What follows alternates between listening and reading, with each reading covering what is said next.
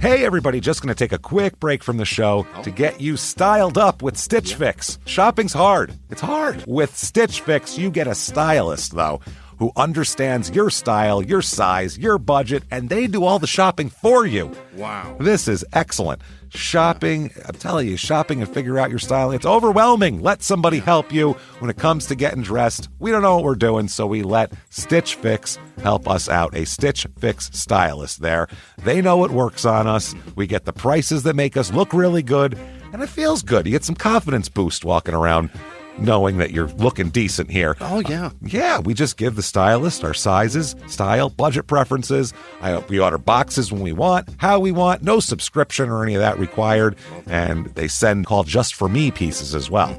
Like, maybe you'd like this, and it's awesome. Outfit recommendations, styling tips. You keep what you love, you send back the rest. It's super easy.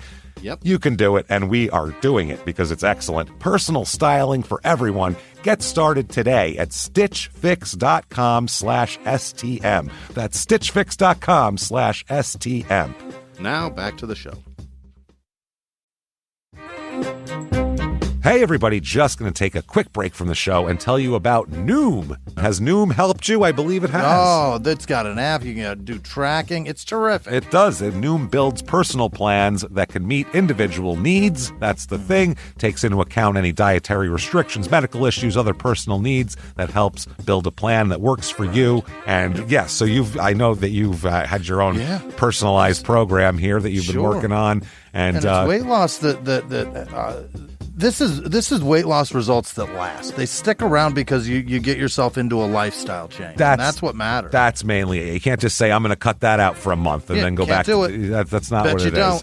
So I'm glad it's helping you. That's great. And it really does. I like the psychology and biology-based approach here. Yeah. Noom Weight uses psychology. That's why they say losing weight starts with your brain, but it also takes into account your unique biological factors, Jimmy. All of your multitude flora and fauna that goes on inside of you there. Sure. Yeah. Stay focused on what's important to you with Noom's psychology and biology-based approach. Sign up for your trial today at Noom.com, Noom.com here. Based on 3.5-year study of actively engaged Noom users with minimum starting BMI of 25. Individual results may vary. Visit our website for more information. Thumbtack presents the ins and outs of caring for your home. Out. Uncertainty, self-doubt, stressing about not knowing where to start. In. Plans and guides that make it easy to get home projects done. Out. Word art. Sorry, live, laugh, lovers. In. Knowing what to do, when to do it, and who to hire. Start caring for your home with confidence. Download Thumbtack today. This week, in Easton, Maryland, the shockingly brutal killing of a prominent local person turns into a long, twisted mystery and a cast of characters that seems too crazy to be real. Welcome to Small Town Murder.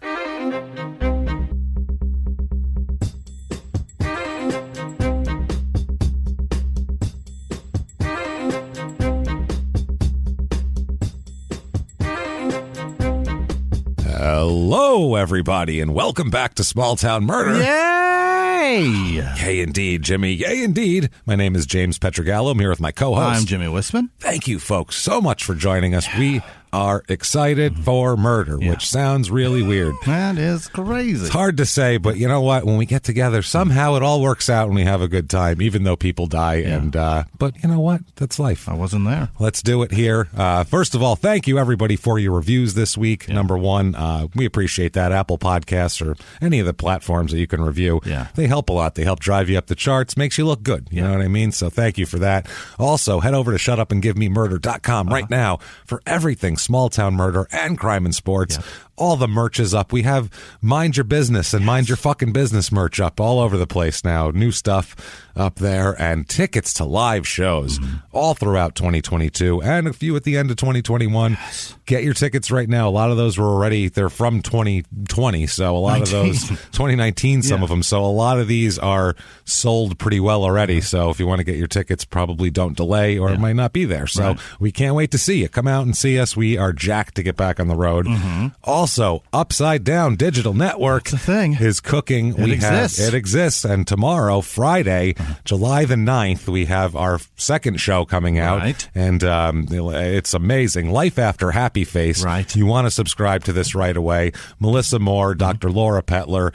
They're fantastic. Dr. Laura is like tops in her field in what she does. She knows what she's doing. She's incredible. And Melissa Moore has an insight into the whole murder genre that is very, very unique, considering that her father was the happy face killer. Right. So it's a crazy, crazy stuff. She's going to give you a different take on all sorts of different things. And it's a show that I'm telling you, if it wasn't on our network, we'd still be really excited for the show.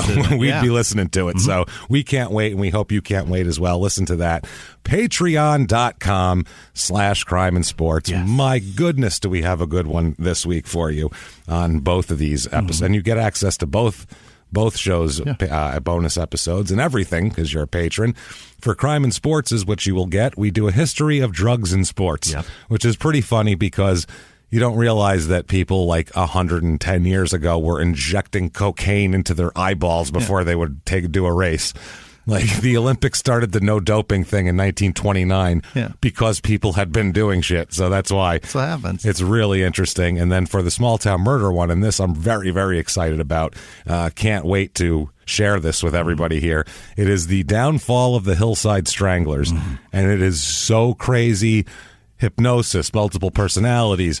They tried to drop the charges against one. Angelo Bono almost walked away from this. I'm talking, you hear how close it was. Skin of his teeth. A crazy person who tried to establish an alibi for Bianchi and then fell in love with a different serial killer.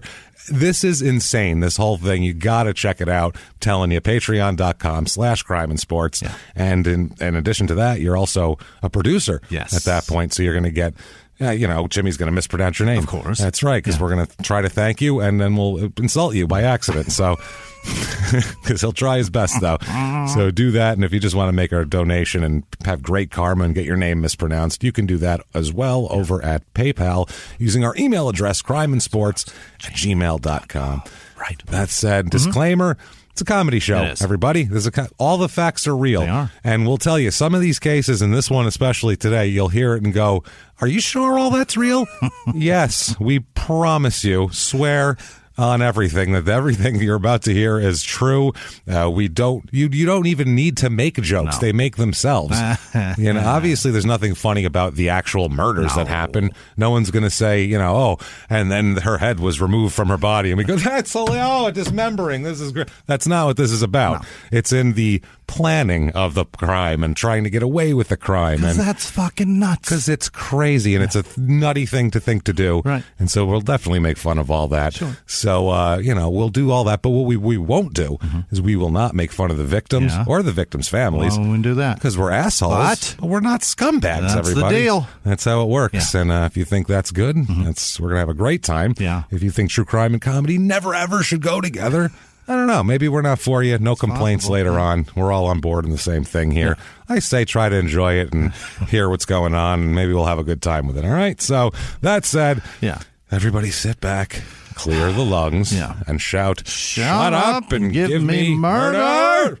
Not bad. No. We almost we did our own things, but still it was good. I like that. I enjoyed it. Let's go on a trip, Jimmy. I'd like that. Let's do this. We're coming from New Mexico. Yeah. So obviously we want out of here. We want out of that area, definitely. So let's head all the way to the other side. We're going to go right up to the water in the Atlantic here. Yeah. We're going to go all the way to Maryland. Yeah. Going to Easton, Maryland. Shit, yeah. Easton, like the aluminum baseball bats and college gloves. Which I found out is not made here and has nothing to do with here. Not a thing. Made in Thousand Oaks, California. Is that right? It's just somebody named Easton. That's all. Had nothing to do with this place. I was very excited. I was like, oh, great. Town's going to revolve around the baseball bat factory. Nothing. This is no. Not a bit. No, 12-year-old James was excited. Not and a then ping to be heard. No, ping! Huh? Shit. So this is in southeastern Maryland. Okay. Right in the eastern panhandle. Yeah. I mean, Maryland's like it looks like a pi symbol almost, and it's all panhandly. Sure. This is dead center in this panhandle. It's about an hour and 20 minutes to Baltimore. Yep. About 2 hours up to Philly, and about an hour and 20 minutes over to Middle River, Maryland, which is our last episode. which was episode 178, wow. July 1st, 2020. Shit. So just about almost exactly a year ago. Yeah. So not bad. We missed it by a week. Yeah. Should have did this last week. Right when everything was cooking. Oh, man. So, yeah, we were trapped. Right when we were good and bummed out. We were trapped. This is in Talbot County. Area code 410. It's about 11 and a half square miles. Okay. It's a pretty decent-sized town. And we will buzz through the town stuff pretty quick because there's a lot of murder here to get to. So, history, it's settled by Quakers. Yeah, of course. Obviously, as most things are. Sure. Settled by they're a good thing people to settle something. They're very boring, the Quakers. So, the settled really has a... As soon as they show up, fun stops anyway. Yeah, that's what I mean. Everything's going to settle right down. So, they're good people to settle things. They it was established as a town in 1710 when they chose this area as the site of a courthouse. Okay. So, and it was the Talbot Courthouse there, and then they ended up changing the name to Easton. Okay. So there you go, after Easton, England. That's what this is named after here. Let's see. There's a tree. There's the Y Oak State Park, which preserved a 460-year-old white oak tree. Really? Which is awesome. It's 96 feet high and 32 feet around the trunk. Fucking thing's almost 500 years old. That's crazy. Yeah. Is amazing thing here. But in 2002, a storm knocked it down. So, of course. Sorry to laugh, but yeah, it's for some reason, it's like if it can go wrong, it will go wrong. And it went wrong. So leave it to nature to wipe out its impressive feats also. That's it, man. 2005, I guess most of Wedding Crashers was filmed in this area. Okay. Yeah. When they went, Maryland, we do crabs and football. And it's a lot of water and things, and and it's beautiful. This place is like anywhere by the water. There's a lot of big, rich houses with like a little boat dock. Yeah. Place where you could just go in the summertime, and there's fireflies going off, and you have like a mixed drink at the end of the dock and all that sort of thing. Either that or a trailer park. There's no in between in this place. Away from the water, it's like, oh, those people work at the McDonald's. Yeah. Stop there on the way in from yachting. Land's only expensive on the water. That's what it is. Okay. In 2008, a lost painting of a Paris street scene by Eduard Cortez was discovered amongst donated items at a Goodwill store in Easton. And after an alert, the store manager notified what looked like a signed original. Yeah. And it was auctioned for over $40,000. Oh, so that seems low, but I mean, still $40,000 at the Goodwill. That's why it was donated. It's not a good. Would have been $250 at the Goodwill, like $2.50. Right. In 2011, local officials erected a statue of Frederick Douglass. Okay. He was born near the Y House plantation. Near Easton. So they erected one there for him. Cool. And then in 2018, it was named one of America's top 5 coolest places to buy a vacation home. Coolest. To buy a vacation, right. not to live, right. To buy a vacation. How many people, what percentage of people in this country would have any use for that article? Nothing. A vacation. Yeah. Do you know a single individual who has a vacation home? Very narrow audience you're throwing that out to. I literally don't know a human being that has a vacation home. I mean, yes, I'm trash, but we're trash. Right. Let's be honest. We don't know many people in that strata anyway, but like I don't know any. And even that's shooting comedy. low to find somebody that just has a vacation house. Forget like one that's on a list of top 10 coolest places. Top 5. Fuck 10. They narrowed it way down. 8? Yeah. Shit, no, this is at least top 5 here. I found reviews of this town. 5 stars here. Easton has a little bit of everything to offer. Changing of the seasons brings new activities and areas to explore. Step outside on a quaint walking trail that will take you through town to little shops. Ride your bike down to Oxford and enjoy ice cream by the bay. Put your feet up and relax at one of the local spas. Small but perfect. They just described the montage of Owen Wilson and that girl. When he fell in love with her. I don't think you could get a more glowing fucking review of a town. Yeah. Like that's everything. The Chamber of Commerce put that together and put it out. Do everything great here. Another 5-star. Easton is a small town where everyone knows you. And to me, that's a negative, but this person seems to like it. They enjoy it. My family grew up here, and our community is safe and quaint. The people who live here care about the community, and because there is a lot of wealth here, our town is taken care of very well by the residents. Okay. It's everybody comments on this, the wealth here. It's very, very wealthy. Here's a 1-star review. I'm not so excited. Yeah. I moved to this town in 2005, and for teenagers to anyone in their 20s, this is not a good town. If you don't have money, this sucks. Yeah, if you have to work at the McDonald's and everybody points at you from the water, it's bad. There's not much to do, and there is too much alcohol and drug use around this town. Along with that, the education system around this area is terrible. Well, the rich people probably send their kids to private school. Right. I moved from central New Jersey, and I could see a significant difference in education. The classes seem much slower, and the teachers in the schools do not seem that devoted to their students. I don't know what they're supposed to do. What do They want to jerk you off? Right. What do you want? I mean, they do that anyway a lot now. So it's pretty common. It's common. Yeah. I would never want to raise kids of my own here and suggest anyone who is looking for a great place to live to look elsewhere. Okay. Not happy with the way things are going. And here's a 2-star. There are a lot of jobs for people who wish to work for minimum wage, like fast food places and stores, but not many big companies or government jobs. There's a lot of medical jobs, but usually they are privately owned businesses, so for new people it's difficult. Yeah. So there's a lot of old money here. That's the thing. It's, you're going to be definitely looking in on that. People that have like boats and shit, like that kind of, not a rowboat with a fucking outboard motor on it. Not a troller. Right. Not a 5-horsepower troller. I'm talking not a bass boat. I'm talking. These are $60,000, $80,000 boats. Easy. For the little guys, for the sailing ones. And then they hire crews to work on them too. Like that's another level of I don't understand. But people in this town, 16,606 people. Wow. Here, it's up 77% since 1990. Holy This place has grown a lot. It really shot up here like late 80s, early 90s. Way more females than males, like 55% female, which is. It's very odd. Yeah. The only thing I can make of it is there's a lot of old people. It's the median age here is 43. It's normally a little under 38, but it's double the 85 and over year olds. Yeah. Double that demographic, but also shitloads of kids. Really? So I don't know what's happening here. Yeah, it's a lot of young people and a lot of very old people. Several kids. Yeah, and these are people with, like, the older people, a lot of them have money, so they can afford to live forever, basically. They can afford to just keep taking, those day-of-the-week things of pills and loading up handfuls by the time, and they're going to live to be 97, all of them. Rattler. That's the Rattler. Now, married is it's pretty much average. It's a little high, but not too high. A little average.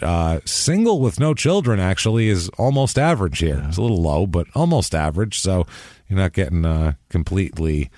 lack of, if you wanted a young person wanting to go out. Now, race of this town, it's about 70% white and 12.6% black, which is like just about exactly the national average. 1.9% Asian, 12.1% Hispanic. So it's semi-representative of the kind of the national population, this place here. Religion, 43% of the people here are religious, and which is a little under average, and it's spread out too. There's some Methodists, there's some Catholics, and a Episcopalian or two roaming around here. You got a Presbyterian if you look under one of these, and love that. And a Pentecostal if you check under a rock over here. You got I got a Final Jeopardy question right because of this show, because they asked what is the predominant religion of the Dakotas and Wyoming, and I was like, that's fucking Lutheran all day. Boom. Yahtzee. Nailed it. Yeah. I didn't have any money to wager, but I would have won. You would have won. 0.9% Jewish. Oh, so close. So close. Yeah. You know what?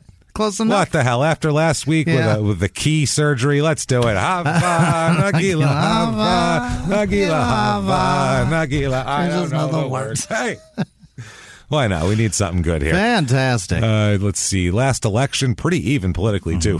This is the county, Talbot County. 49% Democrat, 48.5% Republican, 2.4% Independent. So pretty much down the middle. Unemployment rate's a little bit lower than the rest of the country at the moment. Household income slightly lower, too. It's about $57,500 in the rest of the country. Here it's about $52,500. And it's a little expensive, though. Really? That's the thing. It's haves and have-nots here. It's seems like. It really does. This is seems like a other side of the tracks type of place. Like, very much like you're not allowed to date a boy from the South Side, Melissa. What are you talking about? Who are his parents? Where are they from? Where do they summer? Where will they be wintering this year? Lots of young girls screaming, it's not Romeo and Juliet. Stop it. Yeah.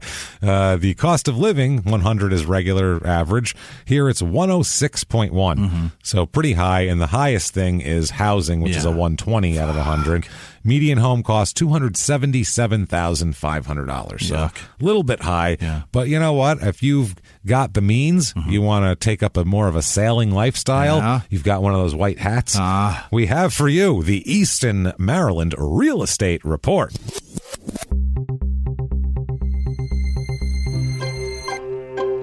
The average two-bedroom rental here goes for about $1,160, which is right around the national average. And so maybe that's the way to go. I don't know. I found a three-bedroom, one-bath, 1,296 square feet. Let's just say it needs a little bit of work. You're going to have to do some stuff on the inside. It's small. It's certainly a vacation home. I don't know. It's just, I feel like this isn't in the vacation area. No? I don't think. No. Needs some work. $110,000. Okay. It's not in a on the water, let's say. Location. No. This is like for if you're just like a working family here, I'm talking. This isn't your old money. Don't worry. I got that in my back pocket over here. Found a three-bedroom, two-bath, 1,344 square foot. It's just nicer than the other one. More updated, nicer, $249,000 for that. So that's kind of more the national average.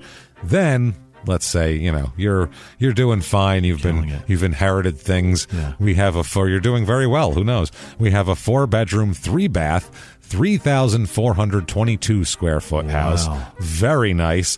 On the water. Yeah. Backyard goes up to the water. There's a little dock that comes out that you could stroll down while you're wearing linen. It's gorgeous. It's ridiculous, this house. $995,000 for that, though. You're going to pay. Yeah. You're paying for that lifestyle, without a doubt. So next up, things to do, obviously. I found some... There's some redneck shit in this area, too. Like I said, there's like blue blood sounding shit, and then there are some... Blue crab having shit. Some blue bloods and blue crabs, yeah. We have the Waterfowl Festival. Oh, Jesus. Join us. A festival all around birds above water? Well, let's find out exactly what they're celebrating. It's the Easton's Homecoming, it says. Join us for Easton's Homecoming. This year is the 50th annual Waterfowl Festival. Number 50, everybody. Fucking get in your RVs and get down there. Let us dance. Let's go. We'll take rent one if you have to. Yeah. We'll load up the whole. I'm talking everybody. Friends on it. Yeah. Everybody. It's the Waterfowl Festival, November 12th through the 14th. It's a wildlife art show, sportsman's expo, and small town festival. That's what they say themselves or bill themselves as. Celebrates all things Eastern Shore and showcases Easton and its autumn glory. Meet the finest wildlife artists, which is the strangest title. There's people that like sculpt like a bird. And come meet somebody that drew a flamingo.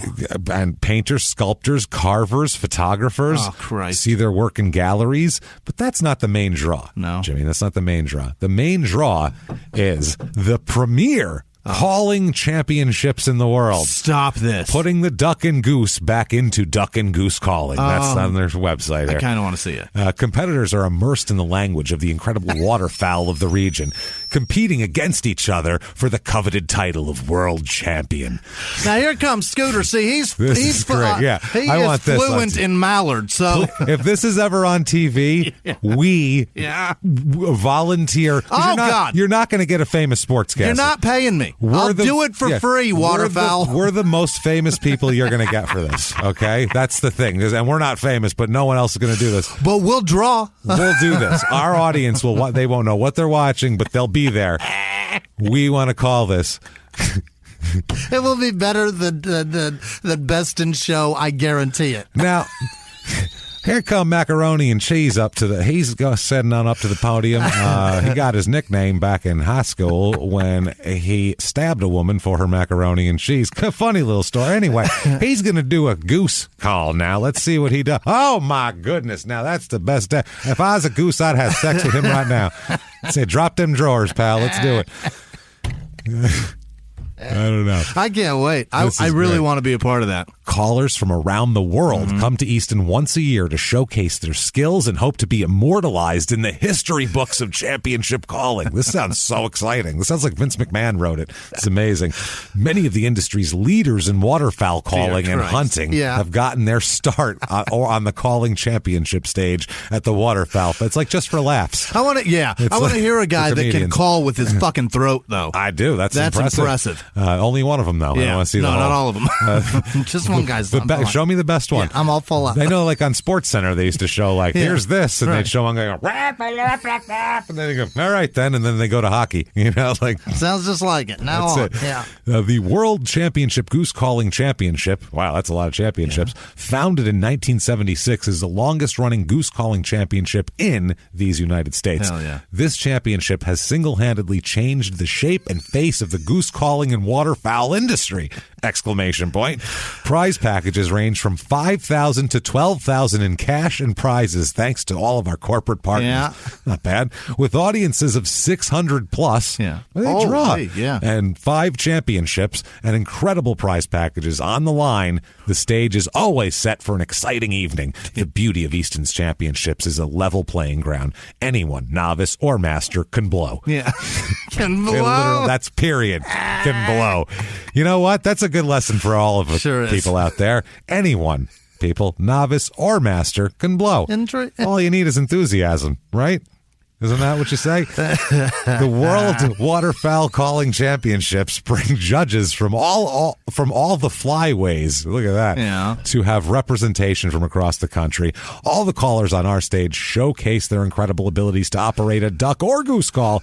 However, our live championships stress that all callers must replicate the sounds of actual ducks and geese. Yeah. The callers are instructed not to go outside the realm of natural sounds of ducks and geese. By leveling the playing field, any and all callers are urged to participate. The championship is not about who can operate the call the best, but who sounds the best in the field. So it is definitely with their throat, huh? I guess. I don't know. It can't be. Who can operate, it says, and who can. So I guess maybe there's a thing. But if you bring a Duck Dynasty duck call and get all the ducks there, you're an asshole. I guess. Is it how many ducks flock to you, or just how it sounds? You just stand there with your arms out and they land on you? Maybe. That's how you do it, like a Disney princess. Yeah. Princess Waterfowl, and she's just got everything on there. Our master of ceremonies is Chad Belding. Oh, Chad Belding. My God, I opened for him for years. Did Mr. Belding have a kid? Is he a fictional character? The host of The Fowl Life. And owner of Jargon Duck and Goose Calls. He, in his 36 years, he's worked with the best in the hunting industry. Who cares? I don't know. There's Junior Duck and Goose Call, there is. Regular, and then the Senior Division. Because you slow down a bit on your calling when you get older. $50 are the tickets for this. 50. Holy shit. $50 for this. To be outdoors watching some asshole in November blow a whistle. Yeah, it's going to be cold too. Put your jacket on. Fuck. So crime rate in this town, what we're interested in here, property crime is just under the national average. We're pretty close. And then the violent crime, murder, rape, robbery, and of course assault, the Mount Rushmore of crime, is exactly average, exactly to the T. Right on it. National average. So that said, nice, safe town. Yeah. Live by the water, have a mixed drink on the dock, and let's talk about a murder. Okay. Let's do it here, because this is one of those where I'm like, what? And then I find the next thing, I'm like, are you, what? This is real? This is absolutely fucking bonkers. Terrific. So let's get into this. Let's go back in the time machine. We'll hop in, and we're going to go back to 1987. Oh, yeah. Look at this. January 5th, 1987. Yeah. Lots of what's going on. Andre the Giant's ripping the cross off of Hulk Hogan's neck. There's a lot of things happening here. Saturday Night Live is great. Oh, it's getting better again. It's coming out of the doldrums of that early 80s badness. You got your John Lovitz is on it now. You're starting to come around. Victoria Jackson is She's good at the time, and you got Dana Carvey was starting to come into his own. Phil Hartman thriving. Well, you know who's not thriving? Who's that? Is a woman who is 64 years old. Her name is Adeline Curry Wilford. Okay. She goes by Curly. It's her nickname. Everybody calls her Curly. So Curly Wilford, and from what everyone says, she's a very classy lady. Okay. Very classy. well-to-do. Pearls and shit like that. Yeah, classy, smart, sophisticated, but also grew up in the country, too, at the same time. So she's got like this whole, she's down to earth at the same time. Right. So people have a lot of good things to say about Curly. She's capable. She's a little rugged, but she's got money. She's badass, but she's also like, if this shit's a pain in the balls to do, I'll hire somebody. I'll hire someone, exactly, if I need to. Yeah. She's 64 years old, so she lives alone. And about 3 o'clock, a friend of hers comes over, a guy named Jack Ripley. He's a neighbor. I believe he was scheduled to come over. She had some errands she was supposed to run, and then he said, handy. Yeah, he's going to come over. Maybe Jack is the guy that fixes Jack things. Jack Ripley. That's a guy that, he's got calluses. Jack Ripley knows how to, like, if there's something wrong with your sink, Jack Ripley will just get under there. Yeah. You don't know what he's doing. You'll hear banging and stuff like that, and then he'll go, try it now. And he'll turn the water on, and he'll go, all right. And then he'll get out. Thanks, Jack. And then he leaves. Straighten the door frame. Yeah. Shit, I'll unbutton it. It's fine. I'll get the frame off, staple it back on. Look, closes. Good and do. It's all perfect. Gotta go. Look, I'll put those door trims back on you so you don't look like Courtney from Love After Lockup. Sorry, we've been watching Love After. Naked door frame. None. She doesn't have a piece of trim in this joint, man. Do it. Do me. Sorry. You have to watch Love After Lockup. The new ones are incredible. It's insane. We'll do a bonus when the season's over. Love After Lockup, you have outdone yourself. Do me. So they really have this season. They've outdone themselves. They have turned over every rock, stone, desert cactus. They found them all. Oh, my God. They're digging in holes. People are popping out of the ground like John Goodman in Raising Arizona. For this, got another! I got one. Crazy as fuck. You're not going to believe it. Holding it up like it just caught a muskie. Just by it's a foot. Just So this particular day is January 5th, 1987. Okay. So cold, in this area. And it's about 3 p.m., like I said. Jack Ripley comes over, presumably to capably fix something. Sure. And a friend of hers, he comes over, and her car's out there, but she's not answering the door. Yeah. So, he looks in and ends up going in. I don't know if he has a key or what, but he ends up going in. Sure. And what he finds is not what he expected to find. Oh, no. He finds Ms. Wilford here, Curly, on her kitchen floor, pretty clearly deceased. She's seen better days, we'll say. Now, little tracking of her, she'd been photographed at her bank by the security system driving the car through the bank drive-through at 2:10 a.m. Okay. Or 2:10 p.m., I'm sorry. So just a few minutes ago. That's 50 minutes before Jack. So sometime between 2:10, it must have taken her a few minutes to get home. And so there's about a 45-minute window of possibility even. And then when Jack was coming over, he didn't see anybody running away from here, so you got to take a couple minutes out of that. And it's a small window, really, of what could have happened. And so it's obviously between when she left the bank and now. So he calls the police. He didn't just leave. Right. He was like, well, I guess she don't need nothing. And then she took off. Well, that's that then. She's not paying. Got to run. That's that then. He just does one of these, and he's like, all right. And he goes home. So the Maryland State Police come to the house here shortly after the call, hearing of a dead woman. Yeah. In a nice neighborhood, especially. Right. What they find is the window on the west side of the house is propped open with a stick. Okay. It's it's a regular window propped open with a stick, and they believe that must have been the way somebody entered the home, which it led into a utility room, washer and dryer, like a laundry room type of deal. So got in through there and went on. When the police entered the house, the first thing they find is the keys to the house are still in the lock in the door. Oh. From the outside. Yeah. Obviously. Yeah. So that's obviously something to look at. Yeah. First of all, whoever did this didn't take the keys. No. Number one. And number two, this clearly is a surprise. Yeah, she didn't even have time to take the keys out of the door. So when they go in, they find her. She's lying face up on the floor. She's wearing a blue coat as well, like an outdoor coat, not a house coat. And she's wearing, she has a set of glasses on a cord around her neck. Those every grandma's got them. Racist Nan always had those. And she'd go, where are my glasses? In the same place they always are, hanging around your neck.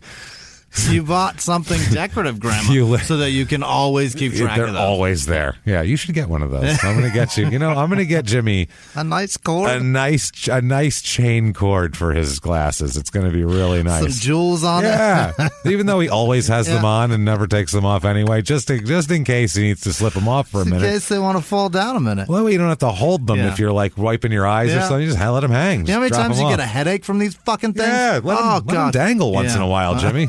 Would be helpful. Close your eyes, take a break. Just drop them and take a swig of something, rub your eyes. Yeah. Where are they? I know exactly where they are. I know what Jimmy's getting for Christmas. A whole set of them. Hell yeah. I'm going to find you some cool ones with skulls on them or whatever the hell you like. I would rock them. I know you would. That's why I'm going to find them.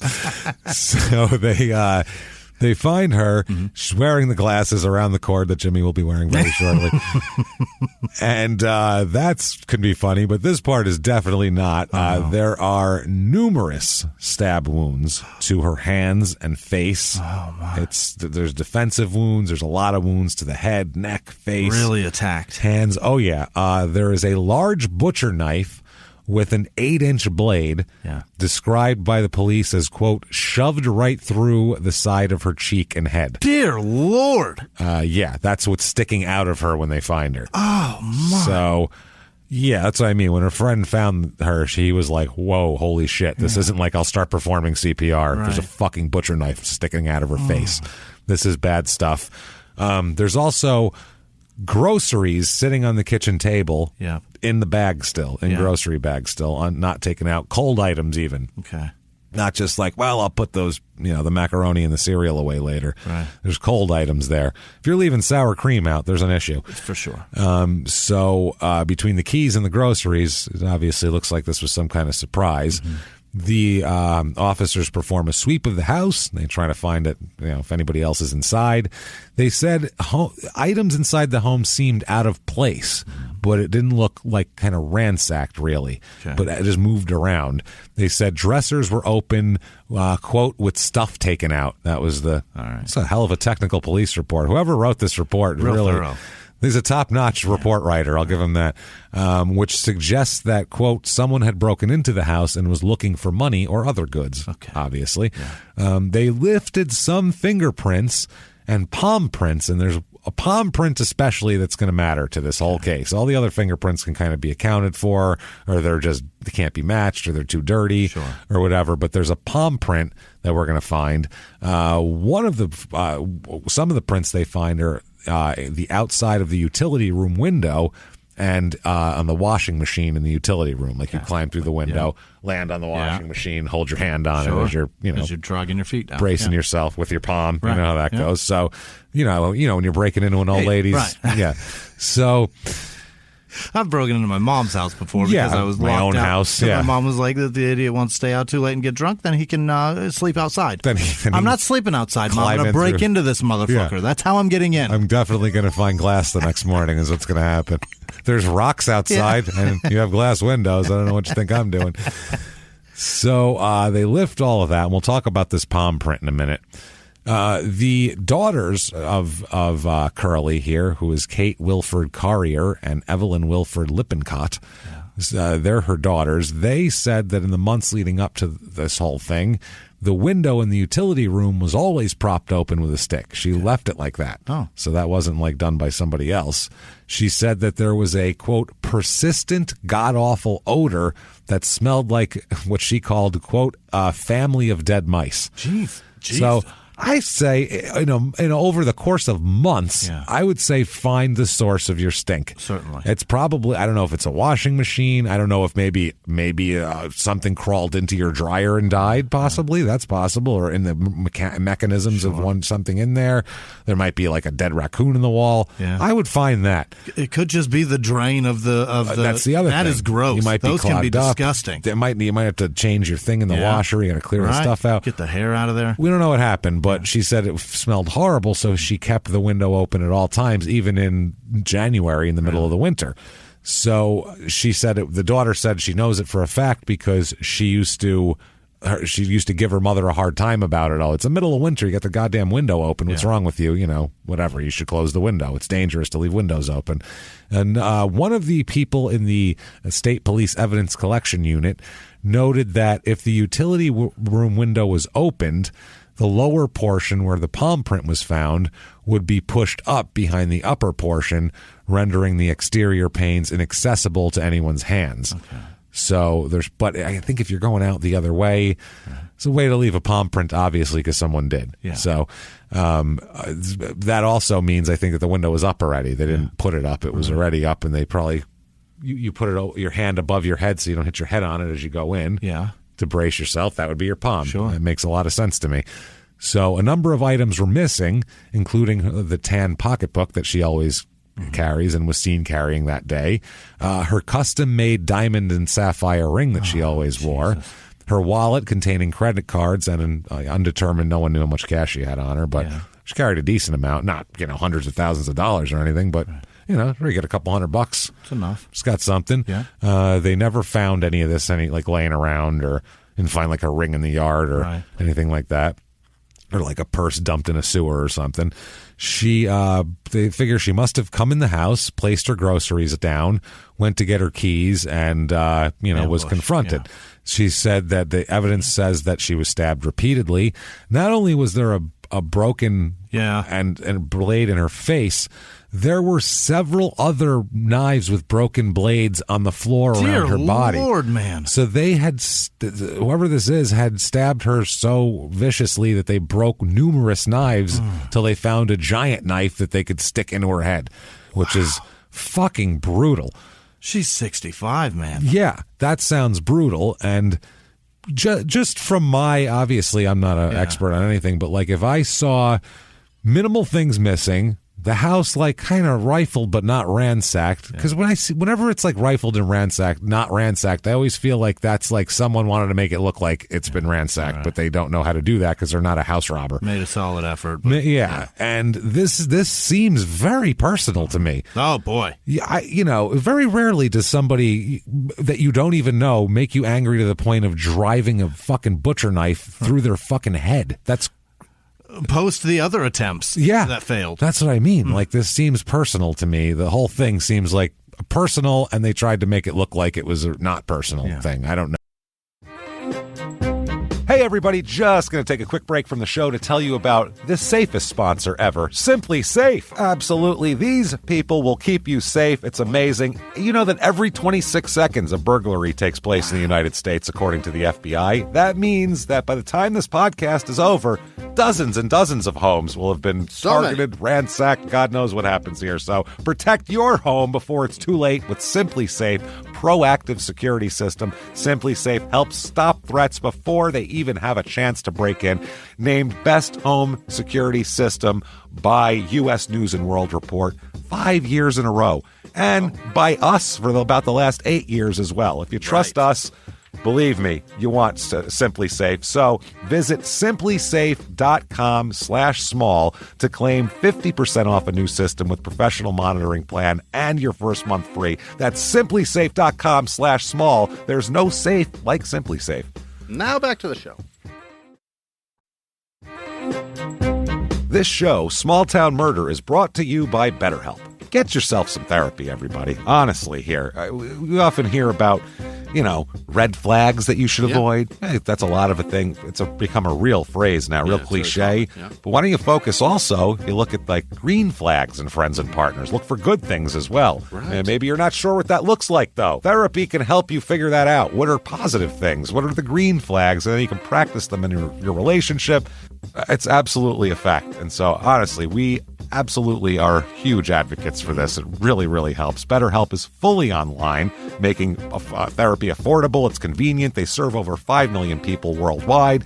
You can access a diverse network of more than 30,000 credentialed therapists, wide ranges of specialties there. Here's the coolest part. You're not getting along with your therapist, you're just not feeling it, you can switch at any time, no extra charge. Wow. The thing is, they want you to get help. That's it. And you can do it with BetterHelp. Discover your relationship green flags with BetterHelp. Visit BetterHelp.com/smalltownmurder today to get 10% off your first month. That's BetterHelp, HELP.com/smalltownmurder.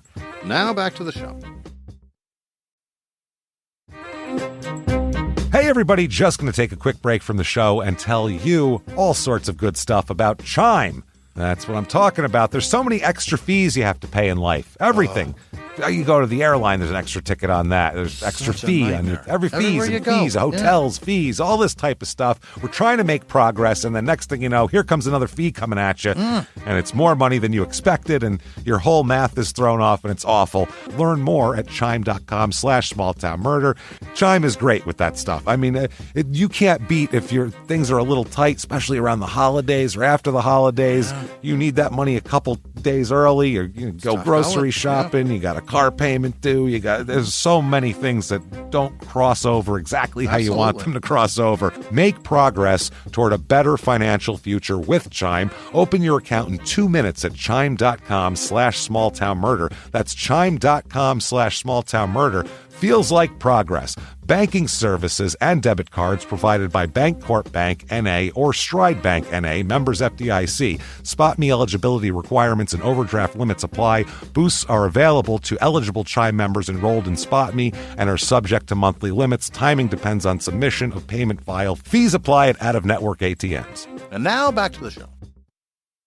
No, but there's broken blades around, and the knife wounds indicate that she was in a defensive posture, and it appears that there was a struggle between her and whoever her attacker or attackers were. Yeah. And but yeah, she's lying on her back with a knife in her cheek at the end of it. She said that one of the daughters said that some of the areas in the home were disturbed, but it wasn't ransacked. And they can't tell. Investigators said they couldn't tell whether maybe Curly herself moved objects around, or was fighting with them over the course of a fight, or if this was intruders moving stuff around or whatever. So anyway, she was born in Pittsburgh on September 6th, 1922. She was a divorcee at the time. She had divorced her husband, who was J.S. Wilford. Initials. If you only use initials, that means you got dough. You're doing well. That means there's a lot of other Wilfords with your name and your long family lineage people who've done well. And you need to be the one that's specific. The JS one. The JS, yes. Specific but vague. Yeah, you know what I mean? Yeah. Like JS. Oh, that guy. If you're in the know, you know who he is. But otherwise, you're like, Jay, who the hell's that? Right. Yeah, he doesn't want anybody to know his name.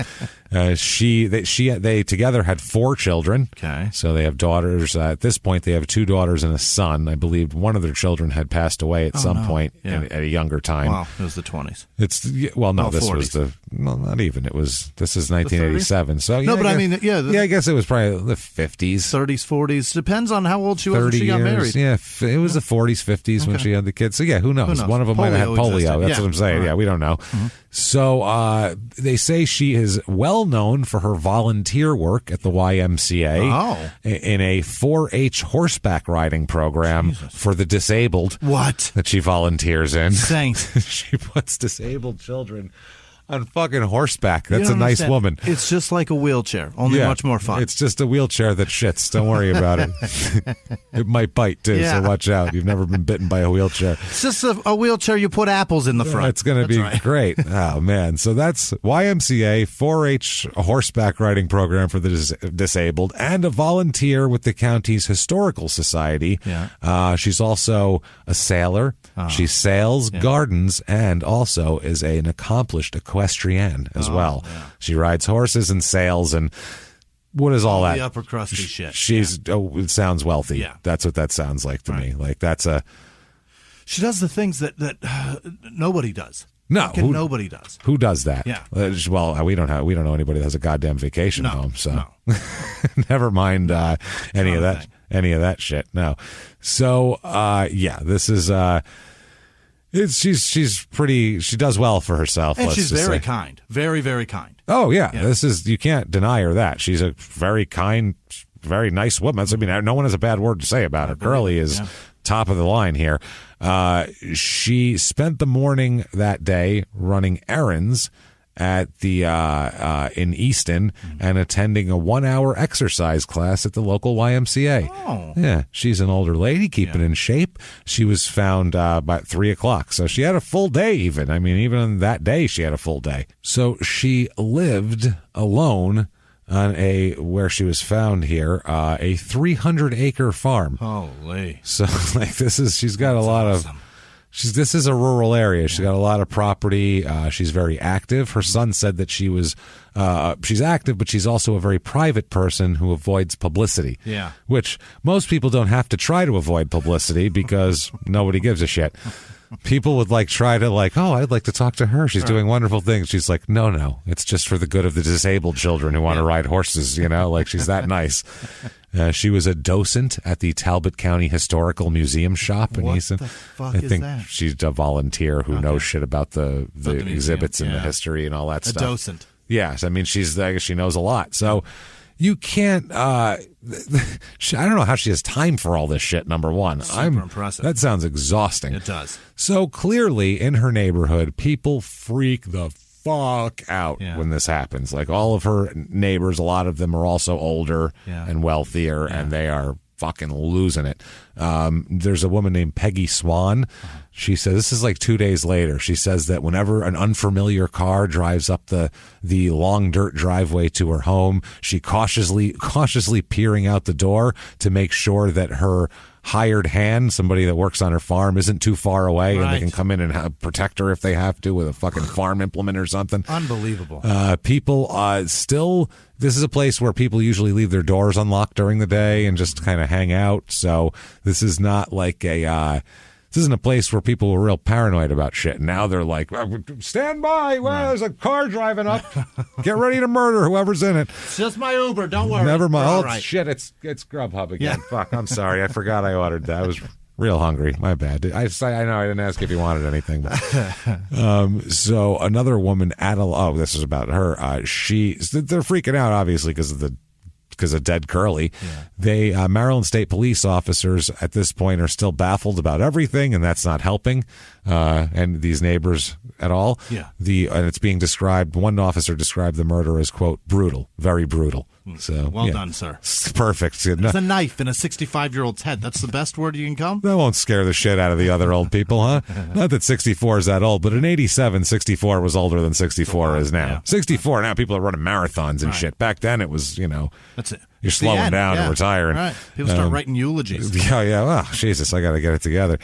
So 18%, at this point, there was 26,000 people in the county in 1987, and 18% of them were 65 or older. Oh, my. There's a lot of people there. A bunch of people feel like they got a target on their back now. Yeah. Mrs. Swan, the window looker, she said, quote, "It's a tragic thing. She was a very special person. All the neighbors I've talked to are upset. I'm locking my doors. If that can make any difference, and other people will be too, I suspect." So they're all going to be there. There are also calls from local homeowners asking the police to check for prowlers have risen sharply in the last 2 days. Obviously, any noise they hear. The lieutenant here said, Lieutenant Leatherberry. Oh. That sounds like a made-up... That sounds like a male stripper that comes over for a bachelorette party. This is Lieutenant Leatherberry, and he comes in, ladies, I've got a noise disturbance, and then rips off his pants. Yeah, to a leather thong. Yeah, the music starts up, and Jesus, what's going on? Next thing you know, there's a giant cock thrusting at you. So, he says there is considerable concern in the community, particularly when there's no suspects, and a feeling that there's a murderer who is still at large. And then he ripped his pants off. Yeah. He also just exposed more than his cock by telling him, oh, by the way, we got nothing. We got nothing. We have a dead lady, nothing. Not a goddamn thing. Go ahead. Be scared. Feel safe. Yeah, okay. Well, give us a call, though, if you see anything. Another neighbor called it, quote, more than a little disconcerting that they can't find anyone. One of the neighbors said, quote, this is Mr. Weed here, Perry Weed. Yeah. He said, from what I've heard, it's puzzling how that sort of violence could occur in such an apparently random way. Yeah. So often we hear about crimes of passion, but this is so unusual. We don't believe in guns, but it sure makes you rethink the whole thing. So, yeah. The FBI, within 3 days of this, they call in the FBI's Behavioral Science Investigative Support Unit here to develop a profile. They want a profile in 2 days. Like, it's still the first 48, Chief. Like, you need to fucking get witnesses and figure out what you're doing, talk to some people. What'd you see? Right. Get a tire track, get something going before you bring in a profiler now. They're possibly on their way out of here. You may want to find them first before you start worrying about a profile built. And they're banking on it, they said. They had nothing in 2 days. They're like, well, hope the FBI has something. Literally, they were like, I don't know, man. I mean, the FBI don't have it. We're just going to have to chalk this one up to maybe aliens took her. You read that communion book? Yeah. I mean, that sounded pretty good. Could happen. And maybe they dumped it back off again. So they said they're banking on that. One investigator, they won't release certain details to the public either, obviously. They won't release, like, what she was wearing, that she had her glasses chain on was a thing that they wouldn't release. Little things like that only the killer could know, so, or accomplices or anybody like that. They explained that one of the things from the profile was, quote, I think this person is from the local area, but that this is a personal feeling. I'm not overly convinced that the killer is from any area far away. Okay. Like somebody who knows her, basically, and maybe doesn't like her. Mm-hmm. So there's a reward that goes up. Maybe that'll do something. Sure. First, it's $10,000.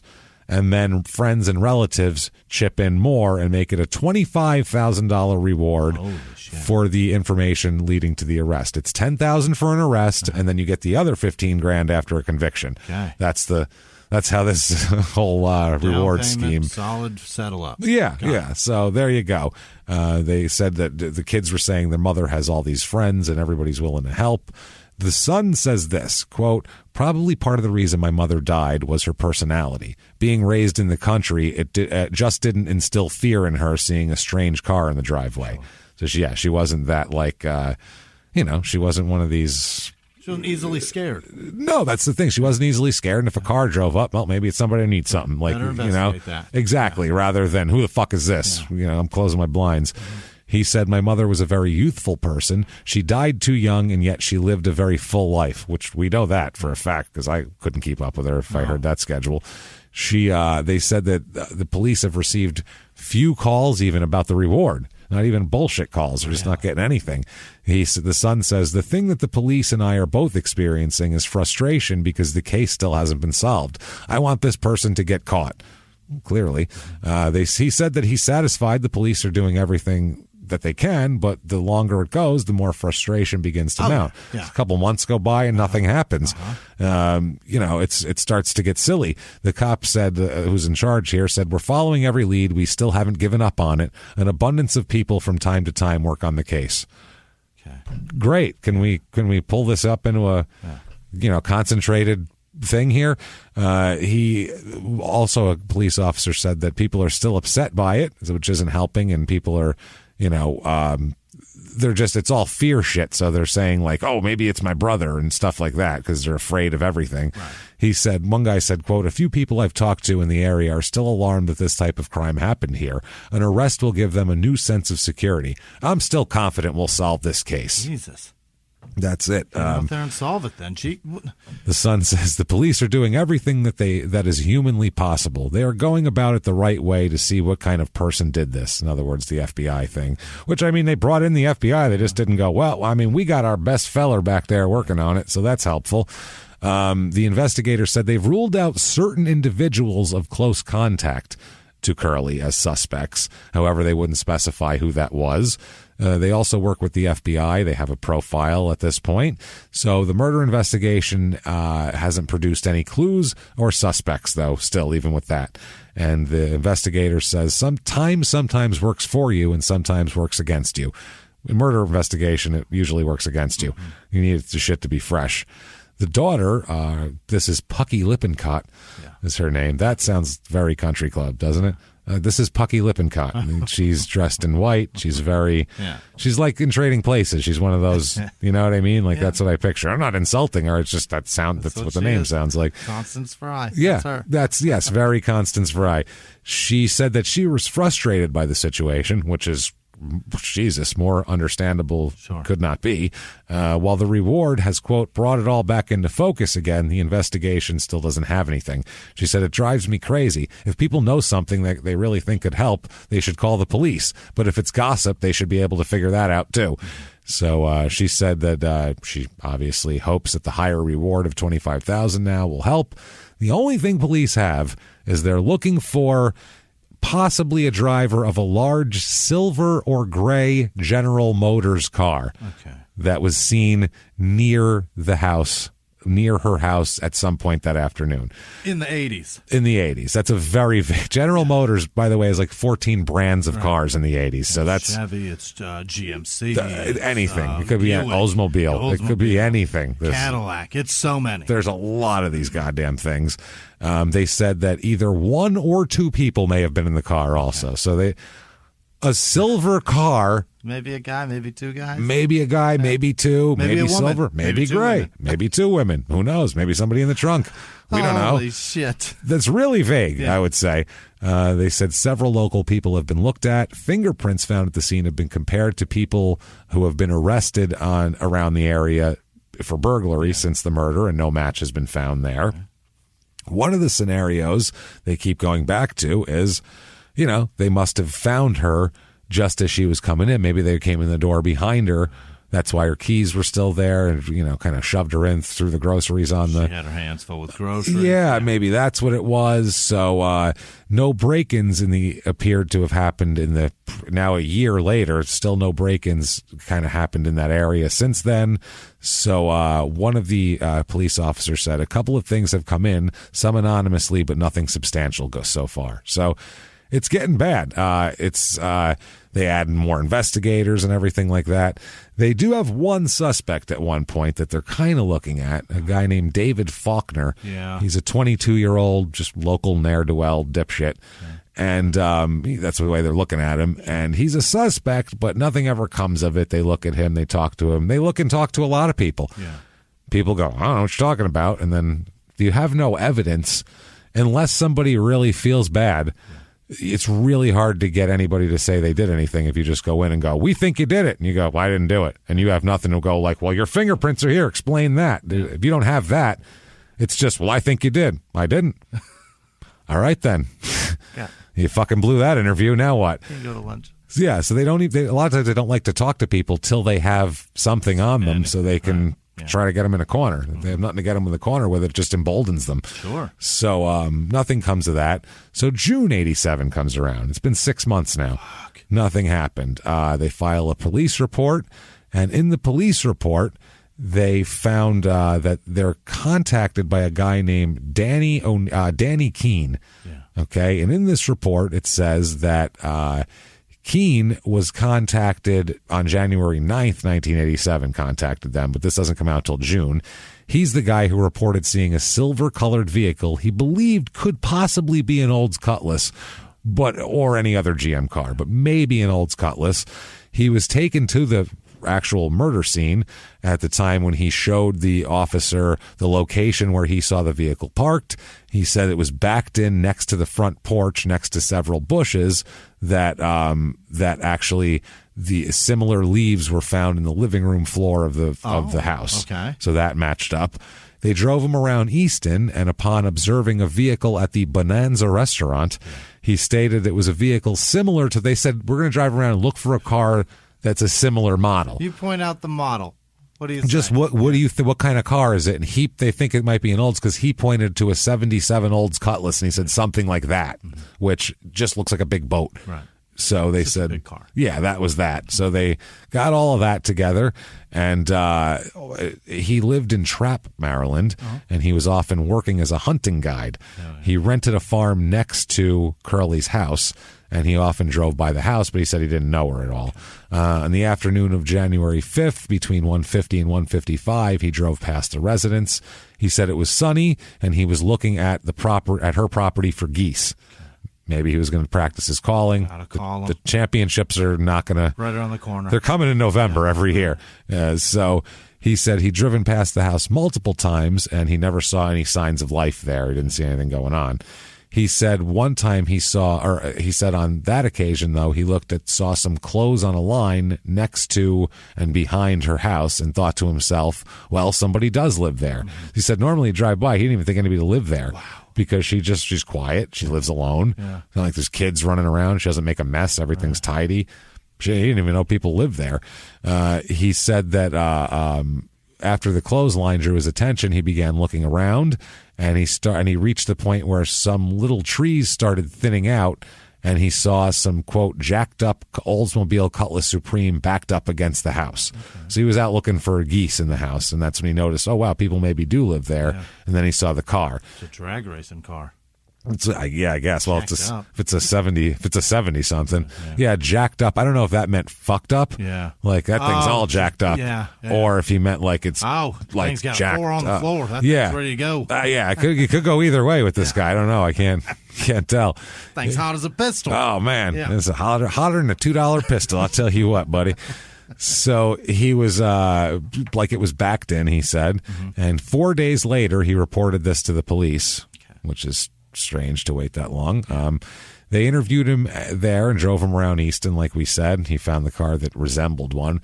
February 9th, 87, they hypnotize him. Oh, yeah. In an attempt to develop, by the way, hypnosis is just... In an attempt to confuse the fuck out of everybody. Yeah, you need the Patreon this week, patreon.com/crime and sports with the Hillside Stranglers, because there is some crazy multiple personality hypnosis stuff going on there that's just wild that you need to hear about.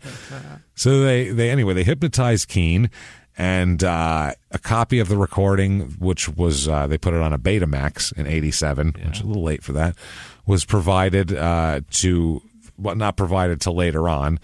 So the sergeant explained the attempt to get more information at the beginning of that, and he said during hypnosis that he saw a vehicle at the residence approximately 1:55 on the day of the murder. That's what he said. He denied asking for money in exchange for his assistance, and he said he never heard another word about it from the cops after all this was over. Now, later on, he'll be asked if a guy named George Merritt was with him when he witnessed the car parked there, and he said he didn't remember anybody being in the truck with him at that time. Which is a weird answer. And when confronted with a recording in which he told the police that the guy was with him when he saw the car, he says, quote, I guess he was, So, oh my, two guys in a truck. So that, he also said that notwithstanding his inability to recall other circumstances, his observation of the Oldsmobile was memorable because it was the first time he'd seen a car parked there, and the car had a distinctive appearance. It was, quote, jacked up, chrome, he calls it a she. Quote, jacked up. She had chrome wheels. She had white walls, split grill. Yeah. Yeah. She was a bad bitch. She was a burner. Yeah. So... August 18th, 87. He liked her. Yeah. She's pretty. Almost saw us if it was for sale. I almost went up and just kind of said, maybe you give me your number, sweet mama. So August 18th, 1987 comes along, and a man named Frank M. Neff, Neff. Yeah. He is 35 years old. He lives in Trapp as well. He is arrested for lying to police. Oh. According to the charging documents the documents stated that he told police that he had crucial information concerning the murder of Adeline Wilford. Oh. And he made some statements to police concerning the Wilford murder that were not so. So they ended up arresting him, and they're going to try him for that. He's not a viable suspect in the murder. They think he's just trying to talk shit and collect reward money. Got it. So they're charging people for wasting their fucking time Beautiful. with shit like that, which is kind of interesting. They said he's not a viable suspect in any way, shape, or form. The only reason he's charged is because he made up stuff and caused officers to open an investigation over it. Fine. He's an asshole. That's what he's doing. Yeah, that's what I mean. They were, because they originally were looking at some other guy, and they said they couldn't do anything with him because they said there wasn't enough information presented to go forward with that other case. Mm-hmm. And they were like, this is fucking ridiculous, basically. Like, he's making up shit about people to try to get himself out of other shit and stuff like that. So April 1988 comes along, 13 months later. No good leads still in this case. Nothing. He says, this is a state police trooper, Sam Shelley, who's interviewed him. He was there for the hypnosis of Keene. He's kind of the guy who's there for everything. He said, I would say that we are no closer today to making an arrest than we were than we were when this thing first came out. Eesh. That's a terrible thing to say, Eesh. but it's true. He said that the police have not turned up any significant leads recently. They said that, quote, this is the most difficult case I've ever seen. They said they're still looking for information about a silver or gray General Motors car. That's all they got. 1990 comes around. 3 years. 9-0, yeah. Jimmy. Number of years have passed now, and the whole thing is still stalled. The son, Charles Curry Wilford, he's publicly imploring the police to please reopen this fucking case. This is ridiculous. I feel like you can get something here. He re-ups the reward. He even says $25,000, 10 for info for the arrest, 15 for a conviction. Come out of my pocket. I don't give a shit. Okay. But by 1991, when they still have nothing going on, they're thinking about maybe submitting it to Unsolved Mysteries. Maybe that'll help. Maybe Robert Stack can handle this. We brought in the FBI. John Douglas couldn't profile this bitch, so let's see if maybe Robert Stack can help us. And, anybody else we can just move it around to after that. Maybe they can make a Law and Order rip from the headlines, and maybe we can figure that one out. Yeah. Maybe they'll get it. Maybe the writers. Maybe Dick Wolf can figure this thing out. I realize we don't have a suspect, but let's at least give it to the America's Most Wanted and see if they can get some groundwork going. Maybe they could just a shadow figure. Yeah. Maybe they'll find that car. We don't know who the fuck did it, but there's a reward. Yeah. So to sum it up, they said they feel like the police got there within minutes of the crime, so that's good. The one guy, police officer, says this wasn't a case where somebody was killed days or weeks before the body was found. We were there within minutes, and we still haven't been able to find anything. They said that there's cases all over the county with similarities that have been examined and eliminated. They're trying to connect them to other things. This seems like something that somebody would do more than once. Yeah. But there's been no other absolutely brutal fucking murders over the course of a burglary like this, like with, a knife stuck in a face like that. Very personal. I did the whatever was quickest to get me out of there to subdue this person. That's Jesus, no. They broke numerous knives first. That's what I mean. Knives? That's why it's knives. That's why it sounds personal to me. But in February of this year, they interviewed a suspect in Minnesota, but nothing of significance was found there. And the investigation was ongoing, and they're considering unsolved mysteries. That's what they said. The case is still open. We'll do what we can. A request for a copy of the police report by the Star Democrat, the newspaper, under the Maryland Public Information Act was recently denied by the state police superintendent as well. And this pisses off the kids of Mrs. Wilford here because they're like, what the fuck? I don't give a fuck who solves it. Yeah. I don't care if Magnum fucking PI pulls up in a Ferrari and solves it. Do you understand? Give the files to everybody. Fucking solve it. Obviously, there's shit that they can't give out, but they could redact certain details. Figure it out. Somebody solve the goddamn thing. When you're this far out, it's not a matter of territory or respect anymore. It's been years. Yeah. I don't give a shit if fucking get a hero. I don't care if Poirot comes in here and solves it. Solve the fucking case. Doesn't matter. So, year 2000 comes along. Oh my God, 13 years. It's been 13 fucking years. Long. Imagine how angry you would be if you're a family member that it has been 13 years and they have dick. They have nothing. They have nothing a to go on a windowsill and a dead grandma. And nothing to match. And your dead mom, dead grandma, no nothing. And they're just like, we thought about unsolved mysteries. I don't know. What else could we do? By now, Robert Stack is retired. Shit, he could be dead by now. We don't know. So by 2000, they develop 3 suspects. Okay. They developed 3 suspects. One of them was a person they originally looked at and dismissed or didn't have enough on or whatever the fuck, but wasn't a major player in the whole thing. That was a man named David Faulkner. David Faulkner, who was 22 at the time of the murder, now 35, obviously. Now they look at him again. They're also looking at 2 others. They're looking at a guy named Jonathan Smith, John Smith. You can't get a more. Boy, oh boy. Jeez, I don't know how they found him, for fuck's sake. He was 17 at the time of the murder. and another man, Ray Earl Andrews, who by the year 2000 is Ray Earl Andrews Sr. Jeez. He has a junior, which we know isn't good, but he's Ray Andrews. He was 16 at the time of the murder. Okay. And that's who they're looking at right now. So guys who are, 29, 30, and 35 at the moment, basically. In April of 2000, a witness told investigators that he had been with Faulkner and Jonathan Smith the day that Ms. Wilford was killed. Yeah. Okay. This witness said that Faulkner and Jonathan Smith went into the home to steal property, to rob it. And this young man, by the way, I'll just tell you, this secret witness is Ray Andrews, the kid who was 16 at the time. Uh-huh. So the alleged third here. Yeah. He said he stood outside the home. He saw a vehicle pull into the driveway. He said several minutes later, Faulkner and Jonathan Smith came running out of the home. He said that Jonathan Smith had blood all over his clothes. And he said Jonathan Smith later told him that he and Faulkner killed the woman in the house. Oh, boy. And police said the witness also, the witness is Andrews here, physically identified Wilford's home as the house. Okay.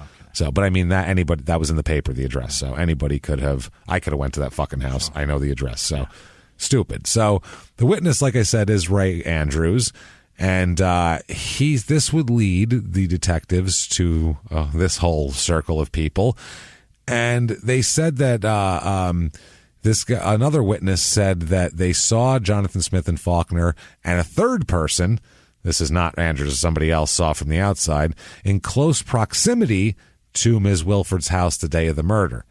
This is what their new witness said. Sure. They said Smith was covered in blood. They also say that.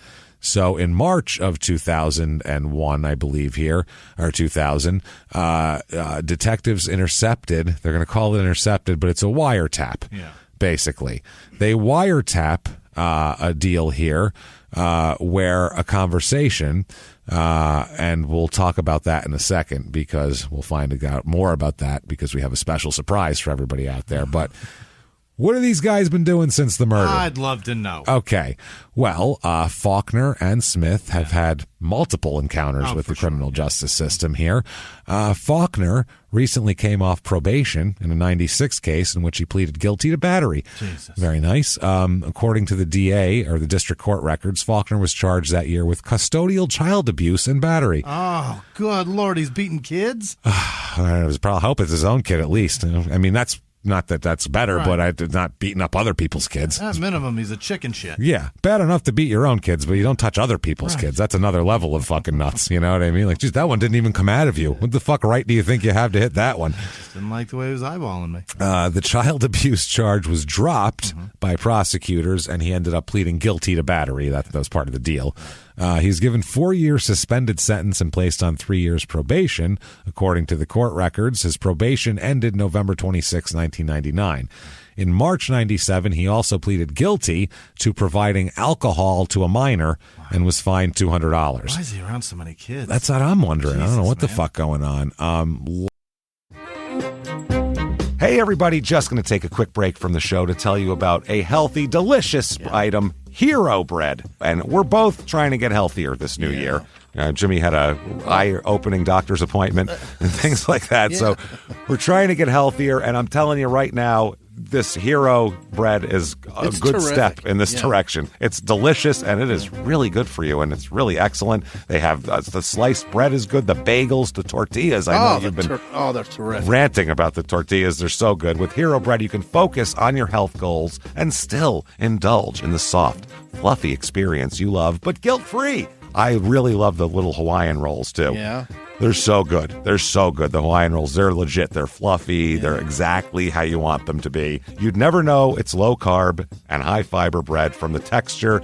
You get the soft, fluffy experience you know and love with your savory breakfast sandwich, late-night grilled cheese, Taco Tuesday. Do it. Yeah. No compromises, just flavor, ultra-low net carbs, 0 grams of sugar, high in fiber. It's fantastic. Hero Bread is offering 10% off your order. Go to hero.co and use the code SmallTownMurder at checkout. That's SmallTownMurder at HERO.co. And now back to the show. Hey, everybody. Just going to take a quick break from the show to tell you a little bit about Sono Bello. You know, the most known secret with celebrities and influencers and all these famous people is so many of them have had lipo. They've had lipo, whether it's a little touch-up here or a total makeover. Yeah. Nobody has a perfect body. That's the thing. No. They may look like it on TV, but there's things that help that. Absolutely.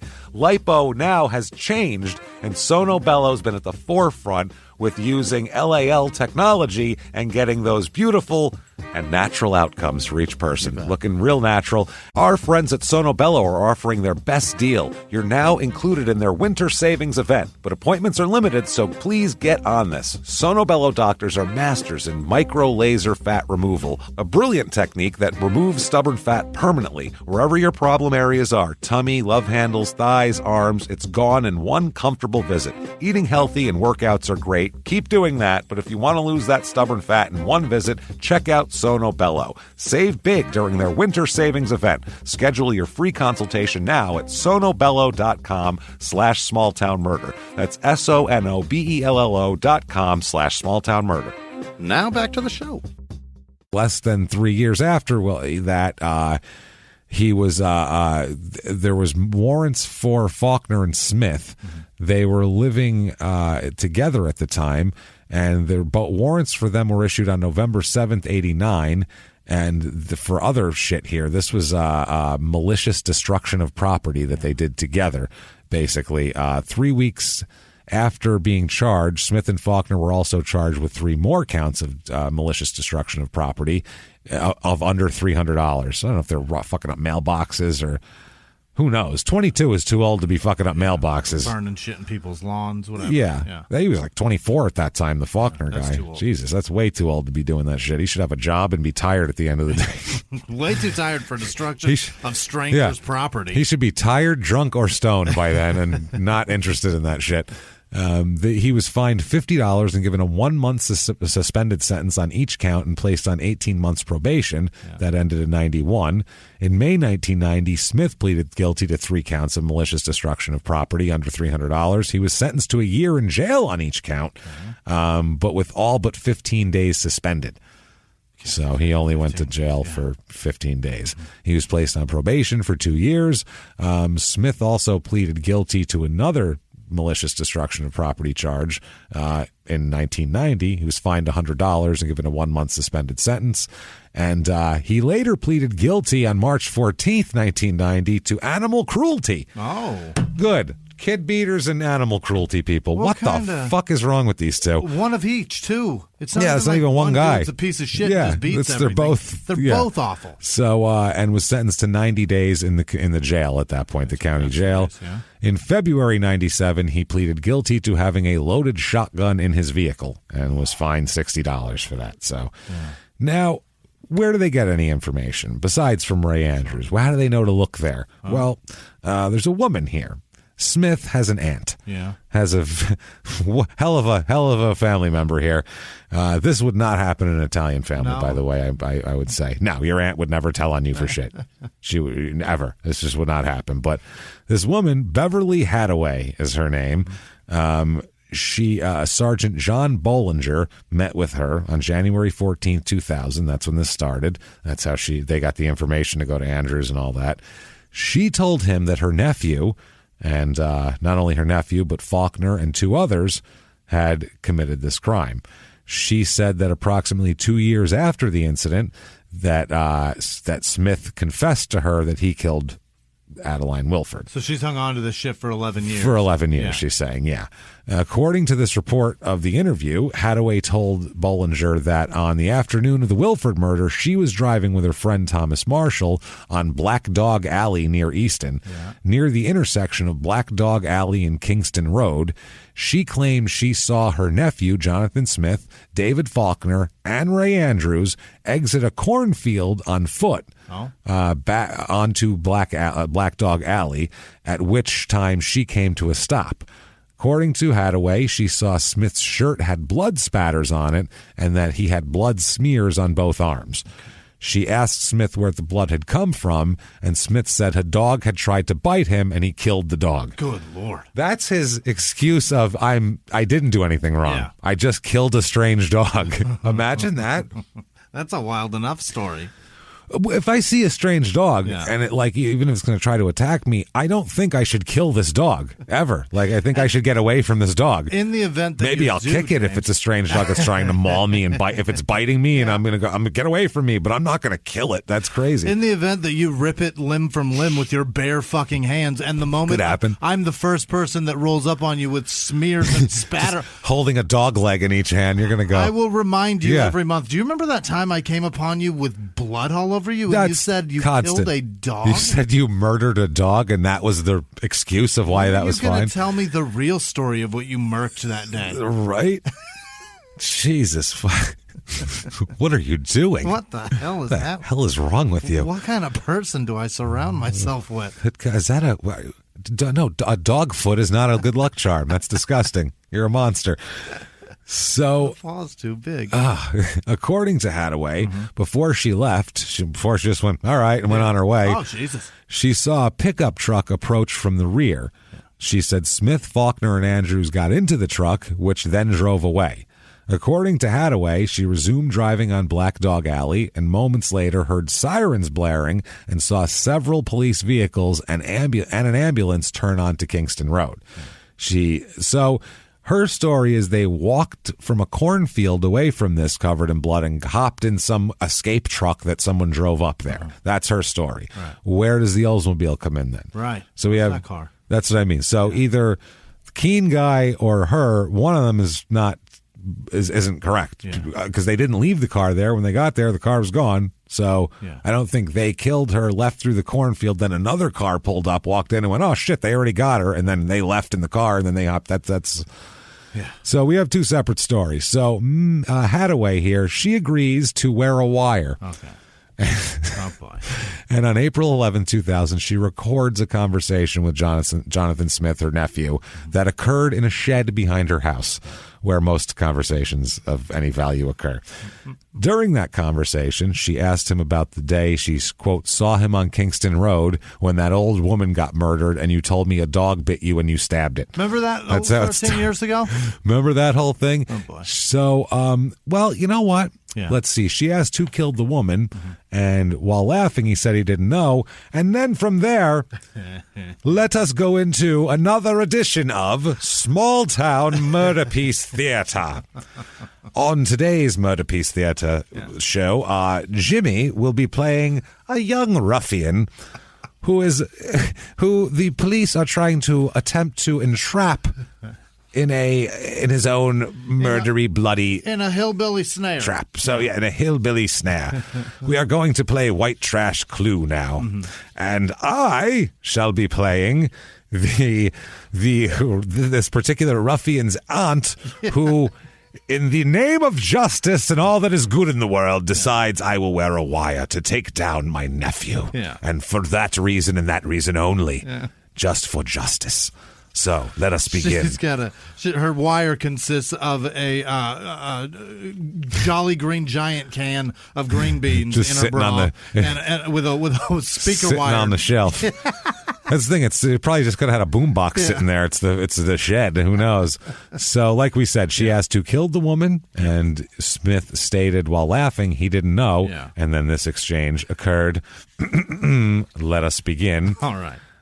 I'm going to ask you, and this, by the way, the exact grammar in English, we're going exactly off the transcript, exactly off the thing. So we're not like making it rednecky. They are doing it themselves. All right. I'm going to ask you something. I want to know you told me once. I'm going to ask you again because I heard something in the wind. You know that day I seen you on Kingston Road when that old woman got murdered and you told me the dog bit you and you stabbed it? Who killed the old woman? You? You told me you did it. I don't know. I think David done it. Was he wearing your coat? Huh? Why did David have your coat on that day? I don't know. You're laughing. Why did he? I don't know. I just wanted to know before I died. I always thought that David done it. You say that you did. Why are you laughing? I didn't do nothing like that. Why were you in the field with blood all over you and no coat? You said that blood came off a dog, but I think that you held her and David killed her, or one of the three you done it. They never found out yet, have they? I know. That's why I want to know before I die. I seen you. Did I ever tell anybody? You know I ain't gonna tell. Goddamn, you're my blood. I just wanted to know if you'd done it. I didn't really think you did it. You did. I think crazy-ass David did. They could have. It's a secret when one person knows. It ain't a secret when two people know. Well, all three is no. What? There's only two of us. It was you and Ray and David. Ray wasn't there until after it was over. Where was he? Down the road. Ray was right with you in the goddamn field. That was after it was all done with. What the hell did you kill her for, or did you kill her for? I don't know. I can't remember. Jonathan, you're lying because you're laughing. I can't remember. Why do you think I'd tell anybody? I ain't never going to tell anybody, and I ain't never told nobody in 12 goddamn years. I just want to know. She had money. Huh? That was a long time. I don't even remember it no more. I just wondered if Faulkner did it or you. Tell me. I ain't going to tell nobody. I just want to know. You didn't do it. You done it. You said you done it before. Why'd you kill her? I knew she had money. You knew she had money. She had money. But you didn't get none. Mm-mm. You did get it. Mm-hmm. What the hell did you do with it, Jonathan? It must not have been much because you still walked to Cambridge and hitchhiked or went with David. You can't spend it all in one pile. It's gone now. Spend a little bit here, a little bit there. You can't spend that much. That's how people talk. I figured it wasn't enough to buy 2 Ford Explorers. And you didn't do nothing with it, but just pissed it away. Mm-hmm. Did they get any? Mm-hmm. We split it 3 ways. 3 ways. How much you get? 60,000. When you said that day, what did you tell me that bitch bit me and I stabbed it? You told me a dog. I knew damn well no dog blood could get like that. Why did David have your coat? He got cut. He got cut, so he put your coat on? He didn't have no coat? Got too much blood on it. How did he get cut? He cut himself. He cut his own self? Just about. That's what it looked like. She was asleep. She was asleep. Mm-hmm. She woke up. Well, how did he get the knife? Out of the house. Well, did he cut her? Mm-hmm. So you both stabbed her. Uh-huh. How did you get there? You told me that day somebody dropped you off and you had to go deliver something and they were coming back? I don't know. That day you told me, I thought, no, he ain't done it. That stupid David, if anybody, he done it. If there's enough money, I'll do it. Enough money? Well, it's all right if you don't get caught. I won't get caught. That concludes our presentation of Small Town Murder Piece Theater. What is your favorite word? That happened. Unbelievable. That was a conversation. In a shed. Between two people. In a shed. Two adults had that conversation. 2 adults closely related. One of them's father's sister. Whole lot of mm-hmm. So after that, they go, well, that's lock solid. Conclusive. So, yeah, that sounds like he said about 4 different things, by the way, in there. Yeah. So at this point, they bring all 3 of them in and want to talk to them. Yeah. The police bring the Andrews, Faulkner, Smith in. So they bring in Faulkner and Andrews to the barracks here. They're advised of their rights and all sorts of shit like that. Yeah. He said that originally they seemed almost happy to be answering their questions, and they said that Smith, his whole demeanor changed when the police officer asked him if he and Faulkner had been involved in any criminal activity together. Mm-hmm. They said his whole demeanor changed at that point. They said he became somewhat withdrawn and dropped his head and became very evasive and fidgety in his seat. Yeah. He denied any involvement with the murder of a woman. He acknowledged his conversation with his aunt, Hadaway, there, but he claimed he admitted involvement in the murder because he wanted Hadaway to think he was a tough person. Okay. Because I always need my aunt to think I'm cool. I need her intimidated by me.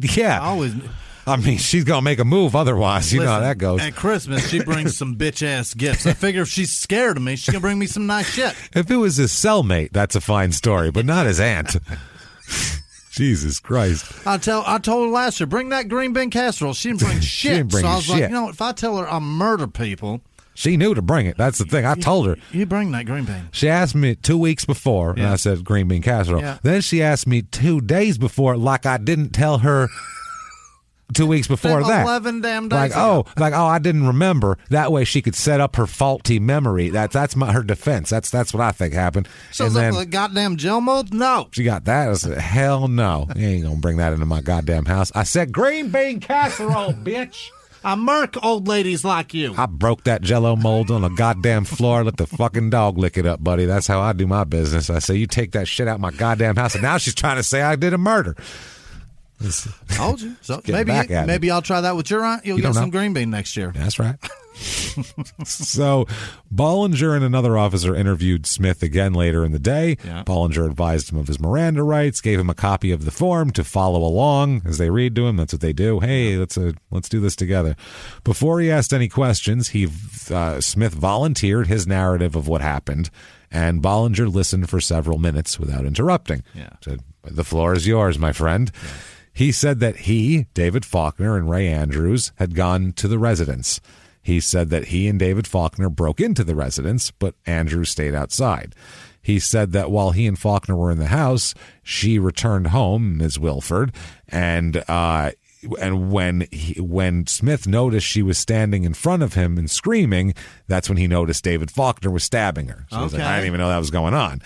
He said that Wilford was wearing a blue coat and had glasses on, a chain around her neck, which is not something they released to the public, right. And that she was fighting and moving her arms about. And as Faulkner was stabbing her, she fell back onto Smith, getting blood on his shirt. So the sergeant asked if Smith himself had stabbed Ms. Wilford, and at that point he said he needed an attorney.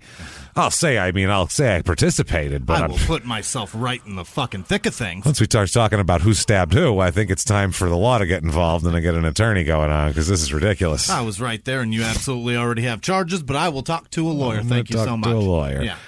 Also, Andrews talked to the police. He told the sergeant that he and Faulkner discussed burglarizing the Wilford house, but he did not want to, so they told him to stay in the woods. And he said 20 minutes after they approached the house, he saw a vehicle pull up to the Wilford driveway. A few minutes later, as we found out before, he saw Faulkner ran from the house. Smith had blood on the shirt. The three men ran through the woods and fields until they reached Black Dog Alley, where they saw Mrs. Hadaway driving down the street. So he corroborates that connection. Yep.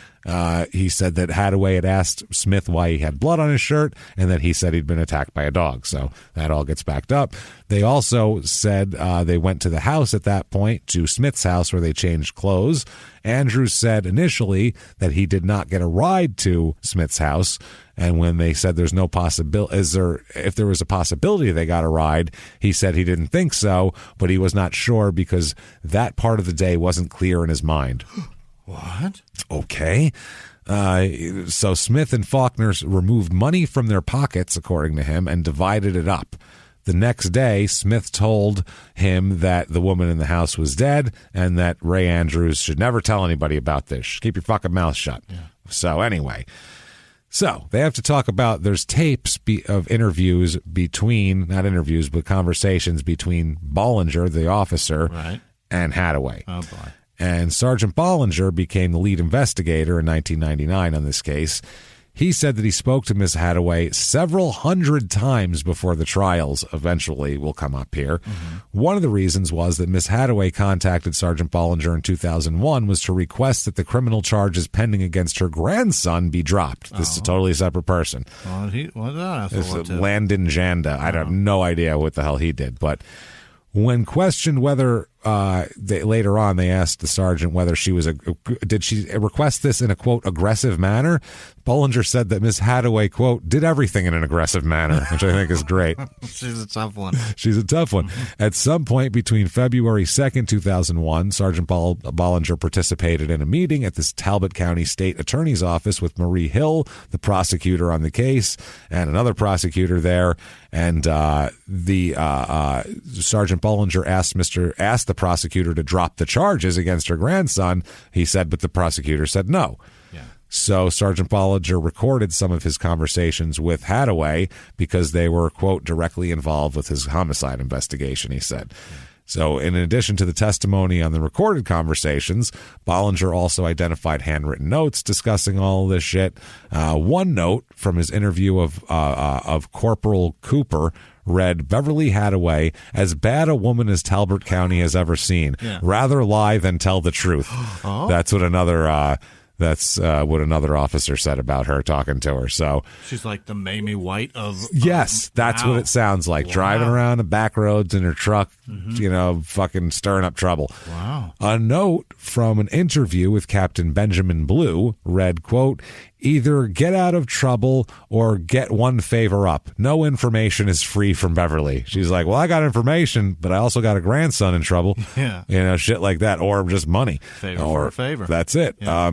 He said that Sergeant Bollinger stated that his colleague's statements were simply their opinion, not part of his investigation, but he did assert that in his investigation, what Hadaway told him did turn out to be accurate and true, based on other people, noting that he had given her account of what happened on that day multiple times, and she'd always been consistent that she saw them on Black Dog Alley immediately following the murder.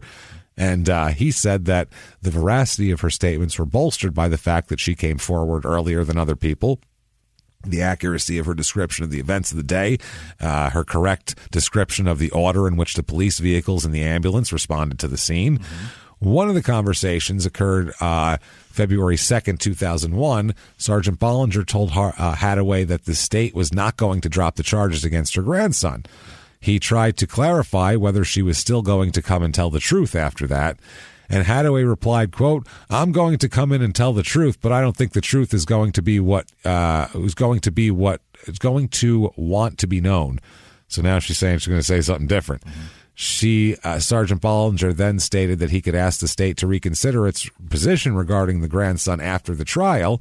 Maybe that'll work. Sure. So she said, quote, well, it won't be no need to ask after the trial's over because the defense counsel's going to win hands down. There'll be doubt in everybody and everybody on the jurors' minds, and I'm the one that's going to roll the iceberg down there and watch that son of a bitch hit everybody in that fucking courtroom. Do you think I'm kidding, John? I'm not. You can go get the newspaper to start printing 3 people found innocent, and I've just got one little piece of paper, and it can all be had with one word that nobody knows, but I know, and I got the paper, and I got all the proof, and one word, just one word out of the English language will let all 3 of them walk, and for my grandson, you don't think I'll still use that fucking word? What is that word? I'll tell him that didn't happen. Right. So the cop laughed, and she said, you think I'm kidding? And he said, no, I know you're not kidding, you just make me laugh sometimes. Yeah. And she said that she subsequently stated that one word was crazy. Yeah. Meaning that she was crazy. Right. This is a Mamie White thing. She said that she then produced a document stating she's not. Stating from a doctor, stating that she has an extensive emotional and psychological problem. We already know. I think that was... We didn't need that doctor. Yeah, we didn't. That was without saying here. So they asked Bollinger whether he interpreted her statement as a threat, and he said that he didn't. He said that, quote, I laughed at her then. I laughed listening to it again. I heard this 100 times, so no, it wasn't a threat. They asked if she was lying when she made the statement, and he said, quote, Beverly just liked to blow off steam. You call it lying. I disagree with your reference on that. She wasn't lying to me. She'd blow off steam. That's what she did. So yeah, and she was just teasing and just joshing, just being in charge of the police. That's too. all. Showing them I'm a step ahead of you. She wants to be. Yeah, she's definitely wants to be have a one up on everybody. Yep. So she suggested that he go over to over the prosecutor's head to the boss, to the state attorney, to get the charges against her grandson dropped, and he said he would try that. Okay. So he's going along with this like crazy. They said that. Numerous statements that day recorded were made indicating that Mrs. Hadaway had access to case files regarding the Wilford murder. Wow. That's fucked up. Yeah. Because then there's different things. For example... That's not public knowledge yet. The newspaper put in a request for it and was denied. Mm-hmm. Sergeant Bollinger stated that he, quote, got the stuff she wanted him to get, that she could see the pictures if she wanted to, and got her 2 pages of a letter and a drawing of a ring. And Ms. Hadaway indicated the defense counsel gave her these things illegally, such as a report, which then she underlined. So she got it from them, then she brought that to the defense, was like, see? So she's just playing both sides. Bollinger testified later on that he didn't allow Ms. Hadaway to look through his investigative file, but he did show her some photographs of the Wilford property and a letter.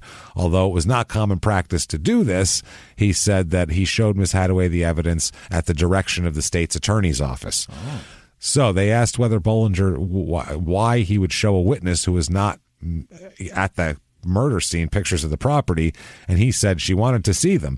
He couldn't recall whether he showed her an illustration of the ring, which they did. He did note that one of the lawyers here had allowed, Andrews' lawyer, had allowed Hadaway to view everything he had in his possession, and he did not know whether she had access to everything or not, but he did know that she had access to his files. So she's talking a lot to Andrews' attorney, which is funny because they're the two people with stories that match up. Right. You know what I'm saying? So that makes that less solid to me, less concrete. Sergeant Bollinger identified her handwriting on a 7-page police report written by Sergeant Gamble in 2000 that detailed an interview with Mr. Andrews. Ms. Hadaway wrote lie a number of times on the report. Okay. That's what she was making her own notations. So they said that February 2001 conversation between Hadaway and Bollinger also indicated that Hadaway had a conversation with Mr. Andrews before she will eventually testify at trial. Okay. She'll go visit him in jail. She had gone to the jail with his defense counsel and talked to him. Mm-hmm. Although Bollinger knew that she had done that, he didn't inform the trial counsel of this, the Smith's trial counsel, that the witness and the other witness are conspiring. That's crazy. That's not okay. But he kept it because this is a 14-year-old fucking murder case, and they're going to solve it. So Bollinger had another conversation with Hadaway, which was also recorded. This refers to another thing where where he tells her that the state decided to basically put her grandson's case on the shelf. They're not going to prosecute it right now. So that was a big deal. The guy who was assigned to prosecute the case testified later on that the state attorney general ordered him to dismiss those charges, telling him that, quote, Beverly Hadaway was giving him trouble, and in the grand scheme of things, the murder case was more important. Yeah. So she strong-armed them into dropping shit. So it works. I mean, Jesus. However, though, he said that he did not recall having a conversation with Sergeant Bollinger about Miss Hadaway in any time frame in that regard. Yeah, but the problem is that looks shitty. It looks fucking terrible. So Hadaway said she wanted the decision in writing, but Bollinger said that's not going to happen. Be happy they're not fucking prosecuting it. Yeah, because if we put it in fucking writing, then it's a guarantee that that's the reason we're stopping it. Yeah. He said to her, quote, I don't know what they're going to do, but the only thing we want and protecting what we're trying here, our interest is all we're doing. We have 3 murder trials coming up. So he put them in the case file, all these recorded conversations he had with her, and it went to the Maryland State Police homicide files, and that's how that worked. So he said that, May of 2000, Jonathan Smith's dad is arrested for threatening Hadaway. This is fucking great. Oh boy, this is great. This is awesome. Full family. That's a good. I like this guy already. What are you, fucking nuts? It's his sister. I will fucking give you a wet willy like you've never had before. Never mind back when we were kids. He is arrested, charging with threatening his sister, who's a witness against his son. Oh boy. William Donald Smith Sr., because he's got a junior too. They all have juniors. Yeah. He's 68 years old at this time. Is charged with intimidating a witness and obstructing justice. A bond hearing was held. This is amazing. According to the charging papers, his sister was the witness, obviously, and 3 days after his son's arrest, this guy allegedly verbally threatened Hadaway. He told her, "You'll never live to testify against Jonathan." That's what the court papers say. Jesus Christ. That's a threat indeed. That's a threat. I'll murder you. That was over the phone. Later that same day, Hadaway had a conversation with William Smith, this is the father, which again he threatened her. He told Hadaway that she would never make it to the witness stand alive. He's pretty consistent in what he fucking says here. He allegedly Hadaway said she was in fear for her safety as a result of these statements. And during the bail review, Smith asked what he could do to keep Hadaway from calling his home, which she probably shouldn't be calling someone who's threatening her anyway. Right. So in 2001, another thing comes out now. Okay, this is before the trial, mind you. The prosecutors and everybody have access to this. Yeah. Something from 1991 comes out. A man named James Brooks Jr. Okay. They have him in police reports implicating other people in the murder. Oh. He's implicating a relative of his who is Tyrone Brooks, Ty Brooks he goes by, and his friend, a Mr. William Clarence, quote, Boozy Thomas. Oh, yeah. His name is Boozy Thomas. Yeah. Boozy. Okay, that tells you a lot about this crew. So Brooks said he grew up in Trapp, Maryland, and he was a longtime friend of Thomas, of Boozy Thomas there.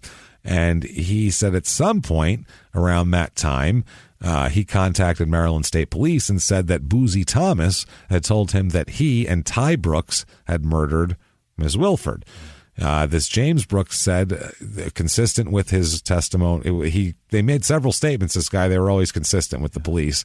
He said that Thomas confessed to him in late 1989, early 1990. Mr. Thomas told him he borrowed his uncle's car to get to Ms. Wilford's house. Ms. Wilford might have wrote down the tag number of the car when she came home that day. She sat outside for a second, and Mr. Thomas instructed him not to tell anyone about this, obviously. When asked if he could recall when Mr. Boozy said where the victim had been stabbed during the murder, he said, I don't remember, it might have been in the back, which isn't what happened, but who knows? He didn't say he was there.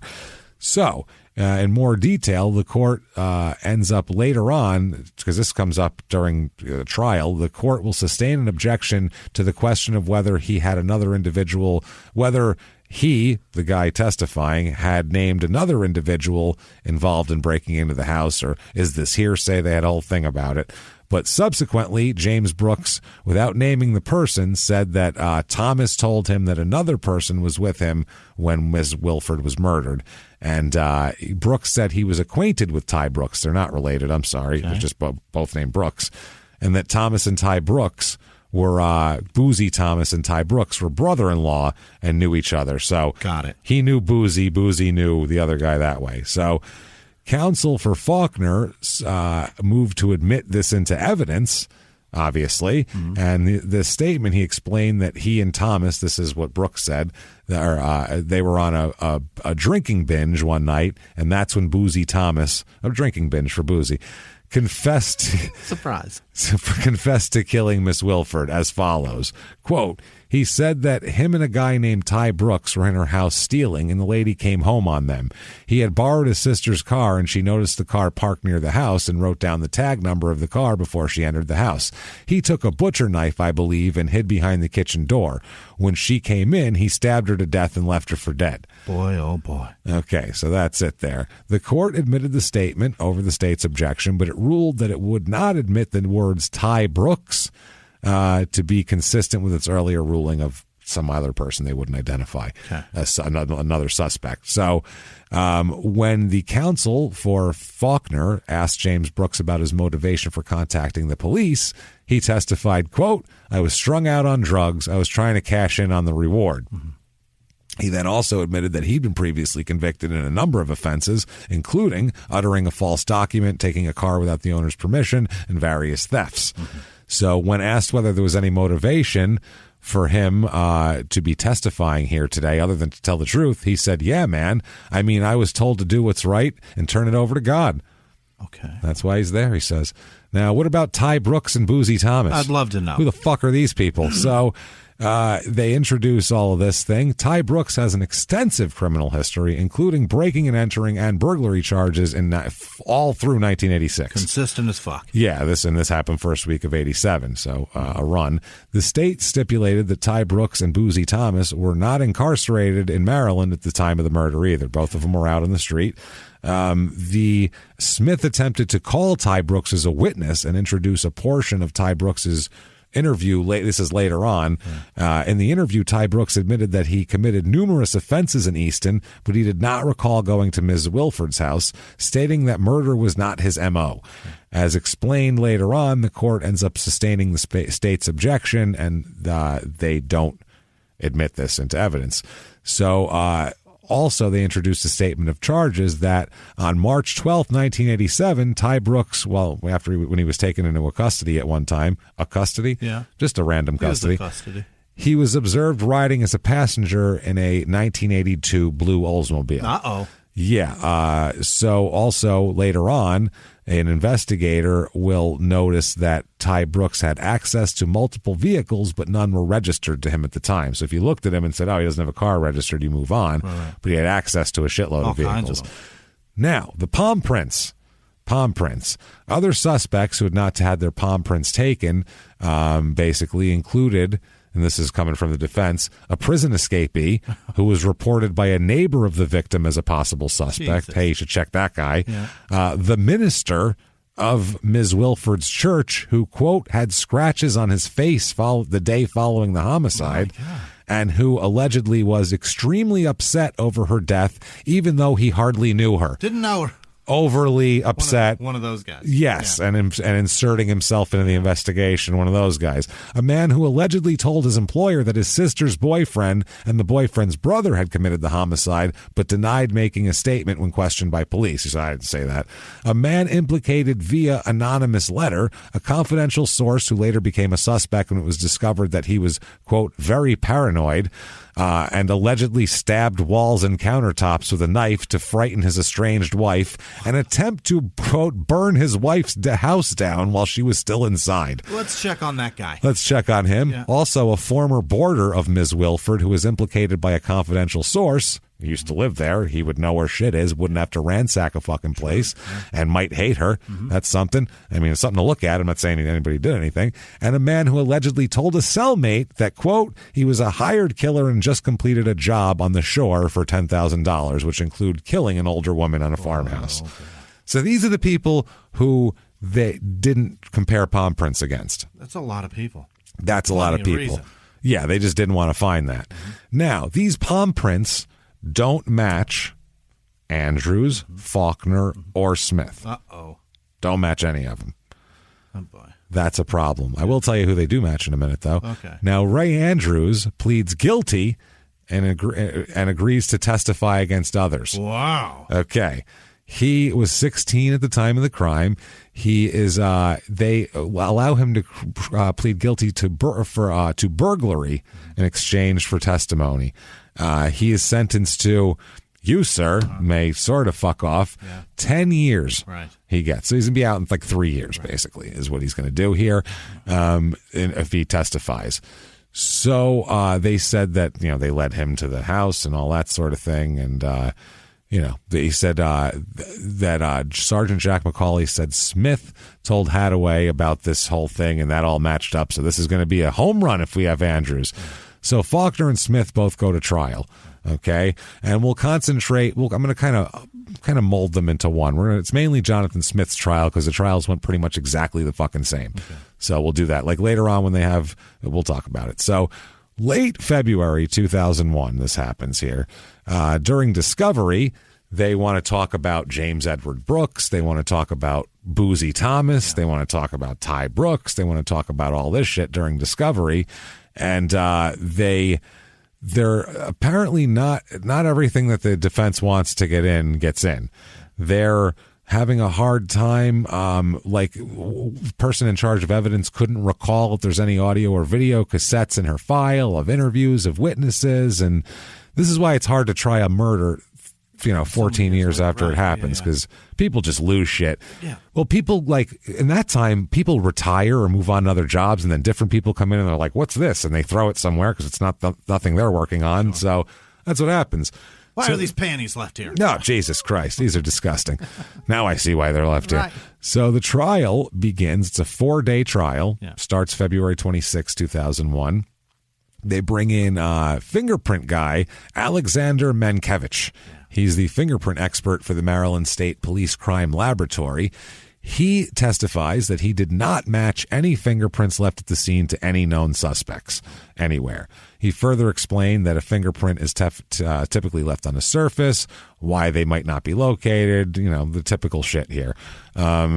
The length of time a fingerprint can be on a surface. He said that although fingerprint, DNA, and hair samples were taken from Smith, those samples did not match any of the evidence police had collected at the crime scene.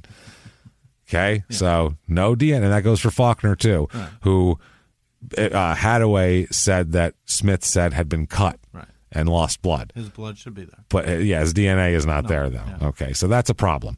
It's going to be an issue. And palm prints and shit like that. DNA, by the way. DNA tests of fingernail scrapings, because she's a fighter, from Adeline Wilford showed the material came from her and another person. She had her own stuff. She had somebody else's stuff on there. Forensic chemist for the Maryland State Police Crime Laboratory testified about DNA tests she conducted on the whole thing. And she said the results of the tests and fingernail scrapings provided a partial profile of Wilford as well as some types from another person. The additional types that were obtained in the test did not match Faulkner, Smith, or Ray Andrews under her fingernails. Yep. Whoever's under the fingernails, I believe, is probably who you're looking for. Probably your key. And if it's the same guy who matches the palm prints, slam dunk. A fucking slam dunk. Yeah. But so far, we got neither on these, which I don't like if you have people on trial for something. Now, another crime lab employee testified he compared a hair fragment collected from Wilford's sweater with a sample pulled from Faulkner's hair, but the results are inconclusive because the hair did not have a root on her sweater, so it was just two white guy hairs. Didn't work. Witnesses come in here. Andrews, the star witness, obviously pleaded guilty to involuntary manslaughter and burglary and got 10 years. He said he stood in the wooded area, he watched a car pull up, he jerked himself, he fucking stuck his finger up his ass, whatever he did over here. He said he could see from the left side of the house where he stood, the driveway was but the driveway was along the right side of the home. So he fucked up in his testimony several times and stuff like that, left side, right side. Long time ago, whatever. Okay. Sergeant John Bollinger accurately described what Wilford was wearing the day she was killed after Ray Andrews described what he was told, all that kind of shit. So there's women as well. 2 women testify that they saw Smith, Faulkner, and Andrews on Black Dog Alley the day of the murder. Susan Fitzhugh one is Beverly Hadaway, obviously. The other is the woman riding with her, Susan Fitzhugh. And she says that Hadaway, she was helping her with her vintage clothing business or some shit. Hadaway had a vintage clothing business. Yeah. She said all 3 men were coming out of the hedgerow when she saw them. All 3 men had blood on them, she said, and that Smith said he had killed a deer, which is different than what Hadaway said he said, which she said it was a dog. Dogs, deers. Which one is it? So dog as big as a deer.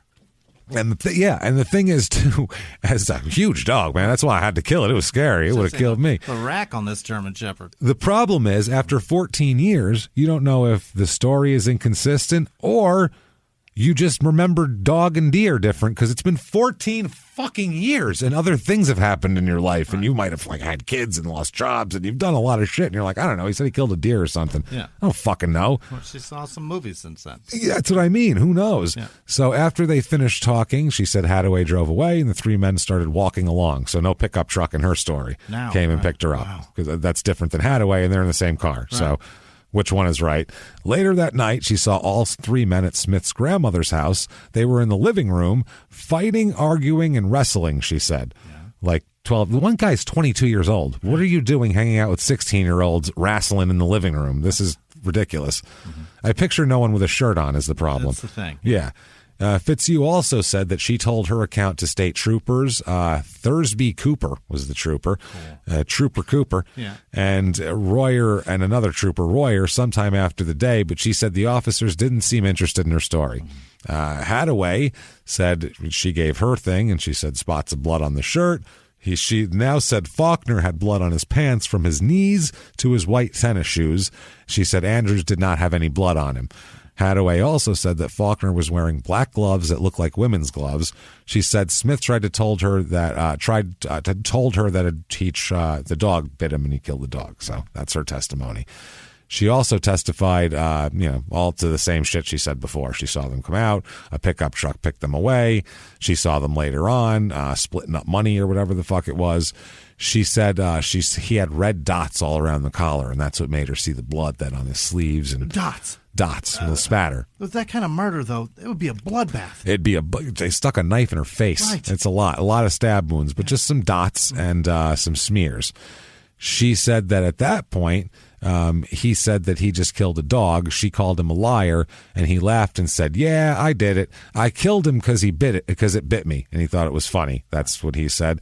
Then he told her that he stabbed the dog, and then another truck pulled in, and they got in the truck. Is her testimony, and She asked him what happened to him later on, and he said that he'd been attacked by a dog again, and he believed that someone was with Hadaway that day, but she was not sure if it was a man or not. That's what he said later on, which that was the woman, I think, maybe.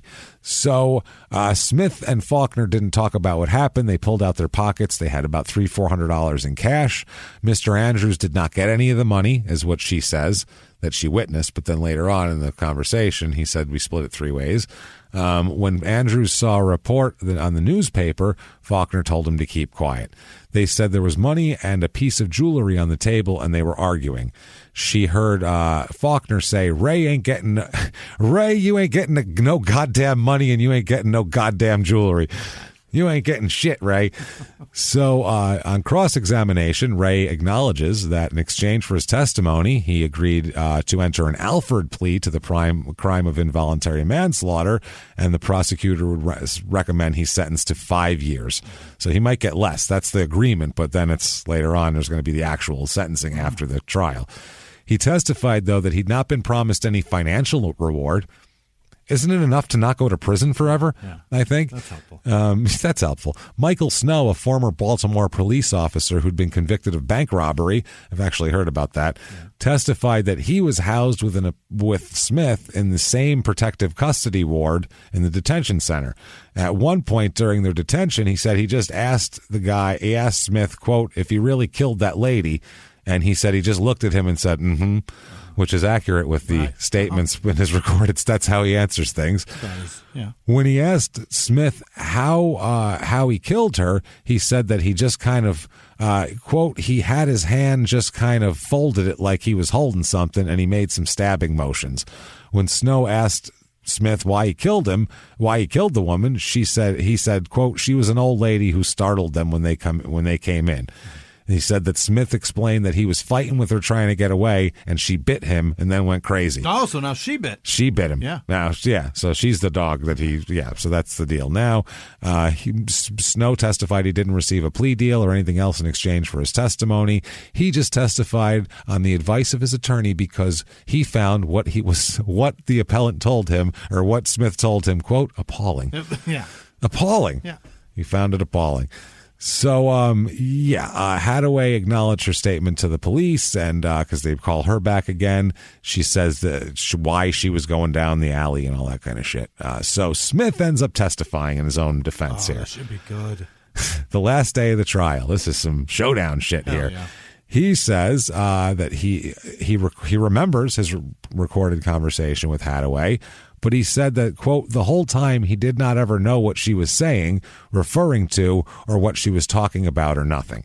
He's hard of hearing in one ear. So he says, I didn't even hear her.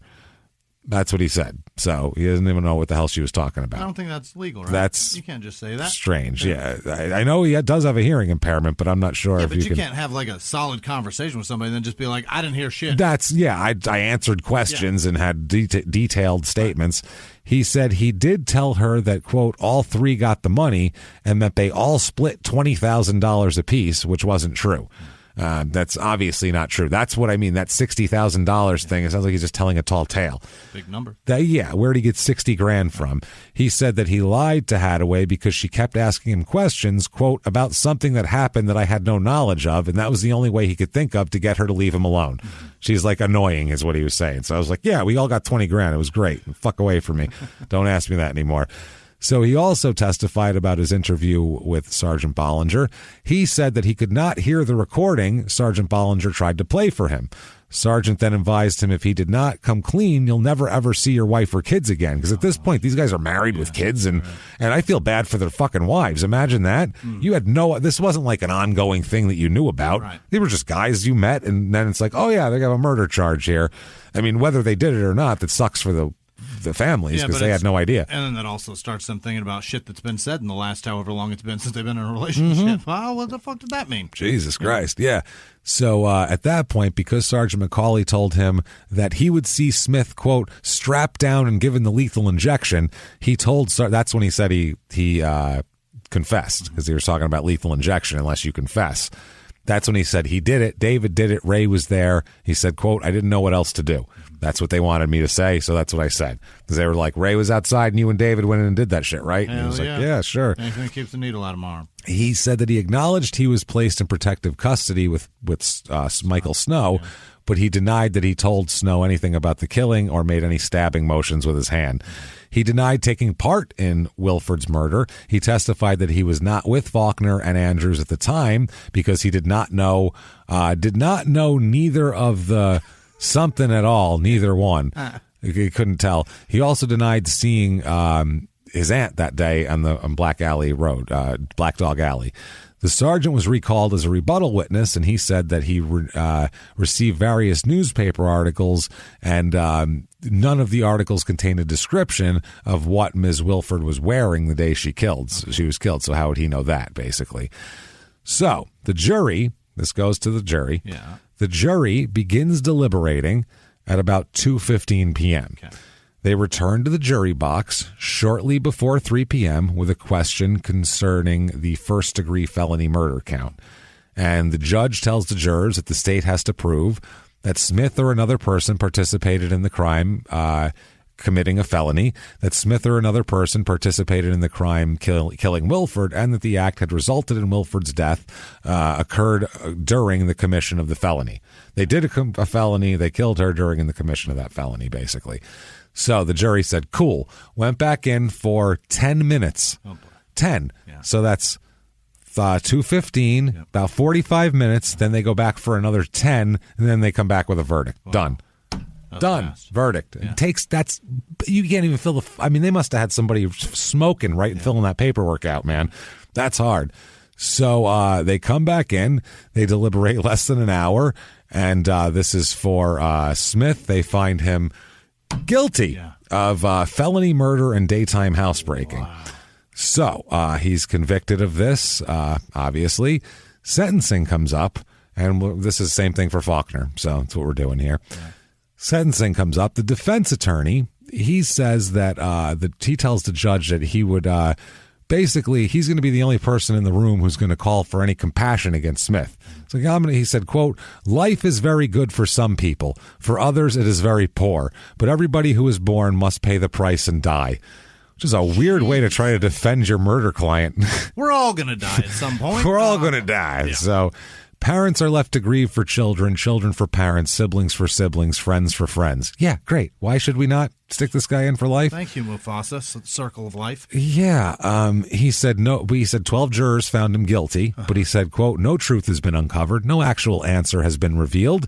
If it satisfies the family that he receives a sentence of life in prison, then they can choose to be satisfied. He said that Smith was 17 years old when this happened, and he didn't have an alibi for the time of her death. He said, quote, what 17-year-old would? Just happened. So he said that Smith is married. They have 3 young children. He's not he did do some shit, as we remembered. Now, victim impact statement on the opposite side comes from Curry Wilford, who is Curly's son. He said, quote, we have no mother, no grandmother, no friend. He said that Jonathan Smith, since this has all happened in the years, has eaten crabs, petted dogs. He's also done other things to dogs, and watched the birth of his children. He said, my mother missed the joy that came from the birth of 3 grandchildren. She'll never take another trip. He said his mother's family and friends have been devastated. The community's been terrorized. At times, those who knew his mother have been questioned whether someone else who knew her was involved in the murder. So it's been a nightmare. He said Jonathan Smith has not accomplished anything of value since this crime. Justice calls for no less than the maximum sentence the law provides. So the judge reviews the pre-sentencing report. He said that Smith told him he was sorry. This is told the judge, and understood everything that was said in the victim impact statements. He said some of them were terribly emotional. But anyway, after the judge comes back and he says, quote, it's tragic that you have 3 young children and a wife who needs you, but forfeited your right to that. I understand that you don't take any responsibility for the crime. I wish that I had the words to bring some comfort to the Wilford family, but I don't. We all lose our parents if we are lucky and our parents are lucky. It's a sad day. He said then, Mr. Smith, as Mr. O'Connor pointed out, that is the maximum sentence is life. It's the sentence I feel the crime warrants. If you did not commit the crime, it's a terrible miscarriage of justice. If you did, it's the only proper sentence. You, sir, may fuck off. Life in prison for this kid. For a guy now. So enough crab. You've had enough crab. You've petted enough dogs' heads. I'm very sorry. It's fascinating that in Maryland. You've eaten even in crab and dogs. Yeah. It's fucking hilarious, right? It's fucking heartbreaking. This guy's been available for crab. It's not fair. He's been eating they come in the season.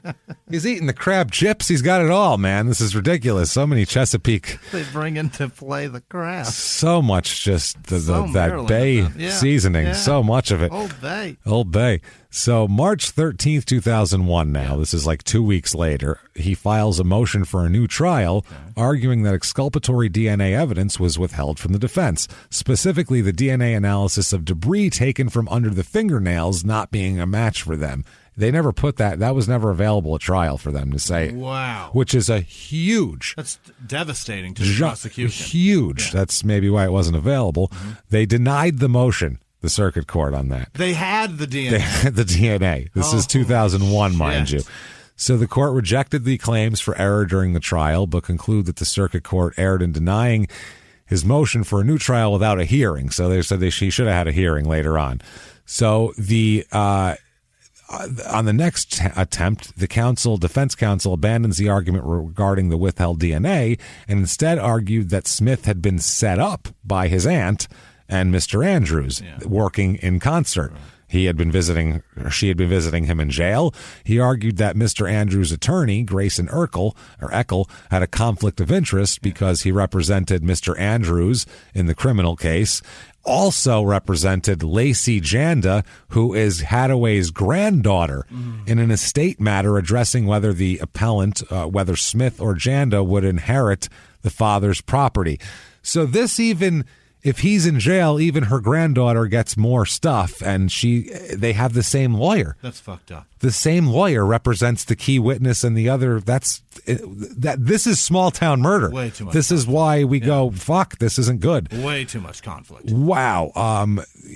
Also, Miss Hadaway also represents Hadaway herself in a civil suit against Miss Wilford's son. Oh my God. Regarding the reward money, because she will sue the son for the rest of the reward money. This is fucking bonkers, dude. It gets crazier from here. The circuit court denies the motion. Okay, September of 2005. This is Smith files a petition for post-conviction relief. In 2009, the circuit court denies his petition. Oh my God. Court subsequently denies his application for leave to appeal. It's all legal shit here at that point. So one other appeal comes up. That the court, in its earlier opinion, noted Ms. Hadaway's testimony was corroborated by Mr. Andrews and the appellate's 3 separate confessions to Sergeant Bollinger, Mr. Snow, and Ms. Hadaway. Well, 2 of them aren't really official confessors, so... they also noted the confession accurately stated that Miss Wilford was wearing a blue coat and had glasses on a chain around her neck. So, fuck off in the appeal. October 2001... This is when Hadaway sues for the rest of the reward. 2001? Yeah, she got $10,000 for the arrest, but now they don't want to give her the rest of the 15. So she Smith and they're both sentenced to life, like we said. Hadaway said Friday that she deserves the $15,000 more since it had been increased to $25,000 at the time she decided to testify. Right. This is in court, fucking court. The court here began with this whole thing. Eckel, who's her lawyer, started out the hearing by telling the judge that he was withdrawing his appearance as attorney because of a conflict of interest. It's about fucking time. And then the judge said, "You have no authority to withdraw your appearance. You have overstepped your bounds, sir." He yells at the attorney. So then he says, quote, "I submit a motion to withdraw my appearance." How about that? Maybe I'll leave it up to you. And then he granted the request. Like, fucker, that's not how this shit works. The judge is swinging his dick around He's now. hard. Slammed it on the table. Pardon? You're doing what now? Oh, you need to ask if you can do that. Ask my permission. Yeah, that's like a kid who goes, I'm going to the bathroom in class, and they go, pardon me, may I please go to the bathroom? Yeah, it's a hall pass. So, so Eckel ends up leaving, and Hadaway's left to act as her own lawyer for the next hour and a half. Imagine, we've described her. Yeah. Imagine her acting as her own lawyer. Oh, boy. Trying to get $15,000 out of some rich guy. Yeah. So Hadaway called several witnesses: State's Attorney Scott Patterson, retired State Trooper Samuel Shelley, who was the original investigator, Sergeant Bollinger, Sergeant Jack McCauley of the Maryland State Police. He also tried to call another state trooper, but despite assurances that he was on his way, he never showed up. The judge was annoyed by Hadaway's questioning, repeatedly admonishing her because she doesn't know how to question people. Right. At one point, he had interrupted her and said, "Mrs. Hadaway, please," which I would pay to watch. He interjected during one of her questions, "Stop asking long, complicated questions. Ask a short, direct, simple question." Yes and no, lady. That's how you get a fucking answer. On another point, he said, quote, "Let's cut to the chase and get on to it." And she said, "I'm leading up to it, Your Honor." And he said, "Don't ask compound questions that take 5 minutes to ask." He's trying to be fucking Perry Mason. Yeah, well, how are you going to remember the first part of it if you're, She, when Hadaway was questioning Sergeant Bollinger, asked him if he knew that the only reason I testified was because I needed the reward. She said, "Do you recall I wasn't doing it for free?" And he answered yes to both questions. So she's like, "I only did this shit for the money." So she made the most headway with Shelley, who testified that the son, Curry Wilford, was the individual in charge of the reward, and it certainly was within his full knowledge and consent. That's all she got out of him. Shelley did testify that he'd never seen a signed document in which that increased the award to $25,000. That's just what they said. And several newspapers had posted about the reward, and she said, quote, "I didn't think the newspapers were in the habit of lying. It's a matter of public record." So 2000, she is fun. She's a party. By the way, she dies sometime in the 2000s there. She drops dead sometime. That's a damn shame. Sometime between 2001 and 2011, she dropped dead. She was high-strung as fuck. Oh, she was a party. A heart attack, I guarantee. Oh, it had to be. Or some crazy shit. Her internals can't handle that kind of behavior. She could have, driven her truck into the front window of a mattress store because she didn't like the way they installed the box spring at her house or something. That's anything could have happened. I'm going to say mattress store. So 2011, the Maryland State Innocence Project gets involved here. This is in New York. The New York Innocence Project gets involved, filing public information acts requesting the case here.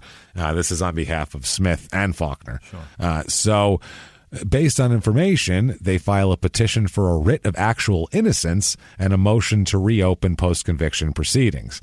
So the New York Innocence Project does all of this, and a lot of this is they're looking for the copies of the tapes with recorded conversations between Bollinger and Hadaway. Mm-hmm. The ones about, we're going to get my grandson out of trouble or what.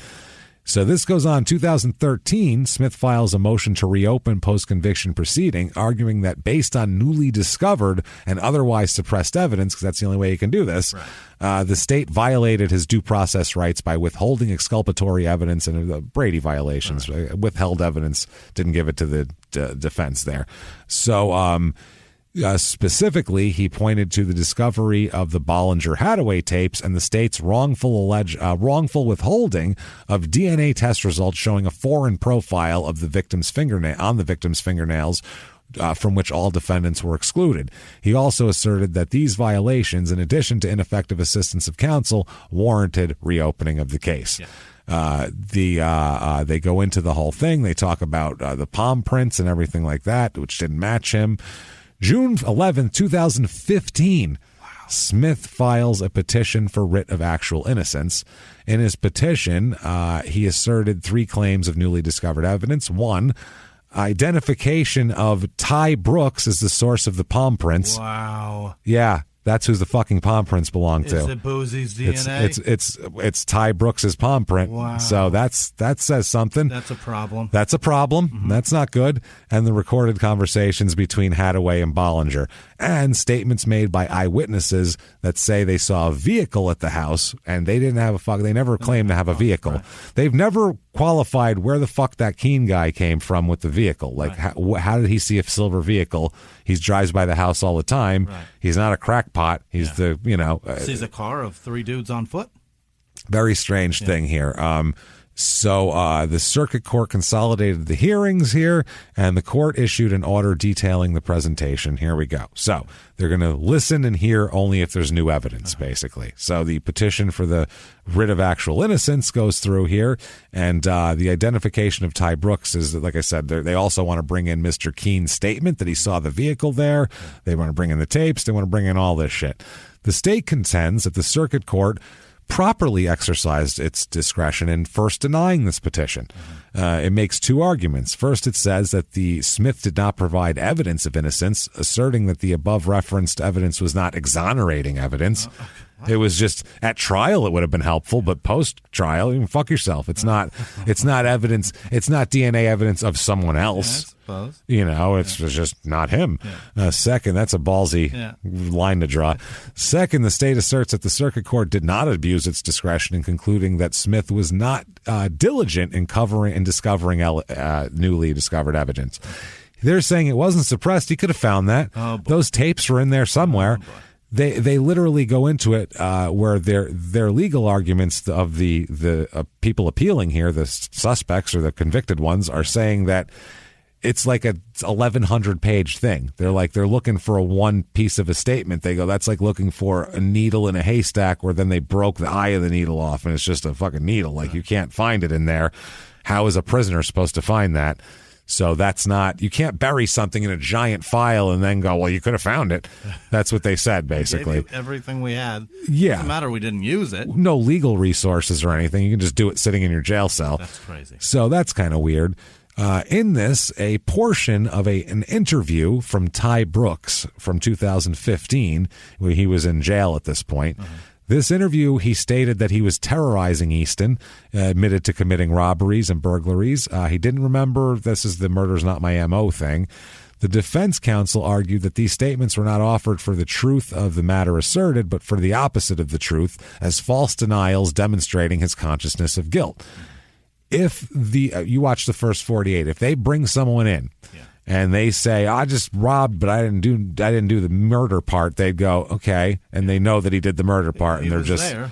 He just put himself at the scene. He's giving him as part of it. Give me another 5 minutes. Doing bad things didn't just walk into that house through a fucking rotating door together. Good point. Robbery didn't go in and then murder followed him.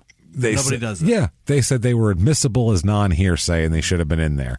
While the identity of the palm print being Ty Brooks wasn't revealed until 2015. Wow. But lawyers discovered that the prints matched those of Ty Brooks, who was incarcerated in 2015 and had previously served prison time for a similar burglary in which he was alleged to have assaulted a fucking elderly woman within months of Wilford's murder. Wow. Okay, now, palm prints, there are more of that. This is the palm print guy, Mankiewicz. Yep. He says he discovered the palm prints there. He said that on the chance that if the perpetrators were engaging in a pattern of burglaries, they might return to the area and commit more offenses. So he said it could have been from a previous burglary where he broke in, even though she never reported a previous burglary. He said from 87 to 2000, he performed 72 manual comparisons of the prints lifted from the residence. In October 2008, they said it all went online with the ability to perform electronic fingerprint searches, and they added the ability to perform electronic palm print searches the next year. It uses an algorithm that performs a statistical analysis of the minutia and creates a score for possible candidates, which are then listed and ranked by closeness of match. Got it. If you ever wondered how that shit worked. Clever. That's interesting. He explained that before the state police crime laboratory gained access to this system, there was no systematic way to follow through with an unidentified print. They have an unidentified print, and they go, we'll compare it when we get another one. When we get one that we think it might match to. You couldn't just run it through and get a match like on fucking CSI. CSI. CIS. That's Crime and Sports, which you should be listening to. So, August 2013, they're filing all these motions. 2015, it's going on. 2016, Mankiewicz received a request from the defense lawyer to compare the remaining prints with known samples from William Boozy Thomas and of 8 remaining unidentified latent print impressions. Mankiewicz eliminated Boozy Thomas as the source of 7 of the prints, but was unable to perform a full comparison on the 8th print, which was taken from the porch door. The methodology used is, it doesn't matter. So, cross-examination, he testified that part of the mission of the Maryland State Police was to provide forensic services to any legitimate party requesting, whether it's defense or the state. So, hey. When they asked whether he would have compared prints of Thomas or Brooks to the latent prints recovered if Smith had asked, he responded he would have if the person requesting had investigative authority, which could include the public defender's office or an attorney or the Innocence Project. So they're saying that you didn't even ask for him. It's fine. So you're no good. It's your problem. You can't have an appeal because you should have asked for it. They said that, they got it from Ty Brooks. He said with comparing latent prints, he looked for artifacts in the background, such as scratches, nicks, cuts, that sort of thing, which could be matched from image to image. And then they ended up doing that. So he explained that one group of prints, he saw a U-shaped feature in the center, which he believed was caused by extraneous moisture being present in the powder that had adhered to. So they're talking about raindrops. They really get into some serious fingerprint shit here. If we had the time, we'd get into it because I find it very interesting. Yeah.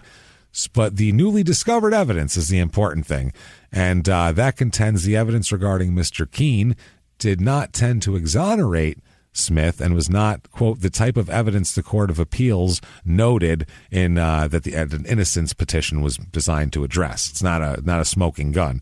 They said, with respect to the Ty Brooks palm prints, it contends the presence of his palm prints in Mrs. Wilford's home does not mean that Smith was not in the Wilford home at the time of the murder. Yeah. Basically, they both could have been there. Sure. They could have, you're breaking in? Me too. Tell you what, you rifle the dresser and I'll kill her in the kitchen. We call upstairs. What the fuck? Like, that's literally the state's contention. That's a bonkers. Just because one of them was there and they didn't know each other doesn't mean they both weren't there. Okay. The state's view of on the type of evidence of innocence required is too narrow, is what the court says, and they go into that the court agrees that's fucking ridiculous. That's silly. Also, Hadaway, one investigator said that Hadaway told police she would produce a document alleging she'd been diagnosed with a mental disorder, which would discredit her testimony.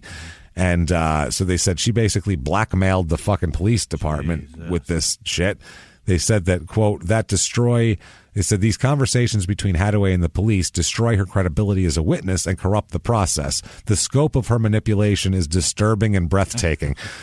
Breathtaking. Wow. Jesus Christ. So also they talk more about the palm prints, and they said the court must consider the totality of the circumstances to determine whether this identification could have been made or could have been known at the time of the trial as a result of due diligence. So, yeah, the state didn't test it, but could the defense have just known to test it back then? Maybe they should have known. And so that's what they're looking at. They said that between 2000 and 2016, the prints of 7 people, including the Faulkner and Smith, Ty Brooks, and Boozy Thomas, had been compared to the palm prints, and that's when he noticed it was Ty Smith. They said that the murder was available. All of this was available to them, and they should have found it themselves. Basically, it's not our job. It's not our job to figure out who didn't kill her. It's our job to just charge somebody with it and. Let the chips fall where they may. Yeah, that's how it works there. Hand it over to God, like Ray Andrews said. Put it up to God. Put it up to God. Brooks said that. Yeah. So the evidence does not reflect that Ty Brooks's palm prints were on file and available for manual comparison. So they would have had to say, hey, there's a guy named Ty Brooks. Go find him, print him, and check against it, even though no one's mentioned his fucking name yet. Oh, actually, James Brooks did in 2001, but nobody knew that. Right. So it's fucking ridiculous. They said, given the number of possible suspects, we cannot conclude that due diligence required a the appellant in this case to take legal action, assuming that was even possible, to obtain palm prints of all the potential suspects, including Ty Brooks, Mr. Ty. They couldn't get a palm print from Brooks. Right. That's impossible for a defense to get a palm. They could have subpoenaed in a big thing, but they can't just call him up and go, whatever, let's print you. It's your job to prosecute and build a heavy case and get the most information possible. And if your fucking fingerprints and DNA don't match, let that guy go. Something, at least try to get more evidence. I don't know. So they said that the courts finally say that Smith met his burden of showing that the palm print evidence and the tapes constituted newly discovered evidence that could not have been discovered in the exercise of due diligence. So not your fault you didn't find it. They didn't give it to you. Okay. So they said the next step is whether that evidence met the third requirement for newly discovered evidence, that it creates a substantial or significant possibility the result may have been different in the trial, which I think DNA saying it's not fucking yours and someone else's palm print who's a known burglar and old lady assaulter, I'd say that's a pretty good piece of fucking defense evidence that they would probably have enjoyed having. So accordingly, the court vacates the circuit court judgments denying him of the writ of actual innocence, and he can go forward with that. Okay. So evidentiary hearings were held in 2016 and 2018. On April 27th, 2020. Yeah. By the way, I've had this case for like 3 years, and I'm so glad we didn't do it years ago. A unanimous opinion on the Court of Appeals, 7-0. Faulkner's and Smith's petitions for writs of actual innocence were granted. So, May 5th, 2020, Maryland's Supreme Court unanimously overturns the murder convictions, citing recently discovered evidence and the disclosure of a deal investigators made with Hathaway. The Court of Appeals said there was substantial or significant possibility that the juries would not have convicted David Faulkner and Jonathan Smith had they been told of the murder scene palm print and pledged to release the witness's grandchild from a drug charge if she testified against them. 7-0 decision. They ordered new trials for Faulkner and Smith, who were both serving life sentences. The way this ends up working out, they said they do all of this, but now they still have to go through a new fucking trial, basically. So, and they're not going to grant a new trial, right? They're not going to try to charge those guys again, right? Well, the one guy, the Innocence Project guy, said about Faulkner, he's been in prison for 20 years for a crime he didn't commit. And she says, we haven't been vindicated yet. However, we are thrilled and also relieved that we get the result we sought for 6 years now. So eventually, they end up January 29th, 2001. They release Faulkner from jail. They decide they're not going to refile charges against him. They release him from jail. So he was very happy. He'll be held at home with an electronic monitor through the pretrial services, because they're talking about the fact that they may refile the charges, though, again. So they're going to keep him on that. And they said he's the 38th person freed or exonerated by the Mid-Atlantic Innocence Project. Nice.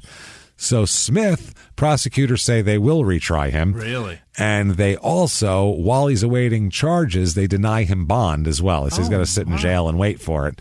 So they judge that based on confessions to the crime and a lack of a stable place to live outside of jail. Jesus, and a brutal life. Yeah, they said that he poses a danger to the community and should be held. Wow. His attorney, though, Smith's attorney, said that if he were to be released, he would live with his lifelong friend in Talbot County and seek a job using his skills he learned while he's incarcerated, which is never... That's not great. The judge said... skills are generally a detriment to society. Yeah, no shit. So the judge said, even though Faulkner's out, you're not. Tough shit. They said that Mr. Smith's case is a less restrictive alternative to jail, where nowhere near as compelling as Mr. Faulkner's, although Smith may be living with a life partner that does not promote to be particularly a stable relationship or place for him to stay. Said Faulkner's case is his case and your case is your case, is what he said. 3 months later, in April, they decide not to retry him, and he is released, Smith is, as part of a plea deal. They enter an Alford plea to first-degree murder and daytime haste. But that's such a save-all. Yeah. I could still put it in my pocket for prosecutors. Bullshit move. The plea is not an admission of guilt. We all know what an Alford plea is. Look up West Memphis 3, and there you go. The conditions of the pleading guilty were that his sentence be suspended and he be granted probation. So the prosecutor said of the agreement that while, quote, the only real justice would be for this crime to never have happened, he stands by his offer because, quote, this matter needs to be closed. Paul Holes, get a hold of that DNA and run that shit through 23andMe, please.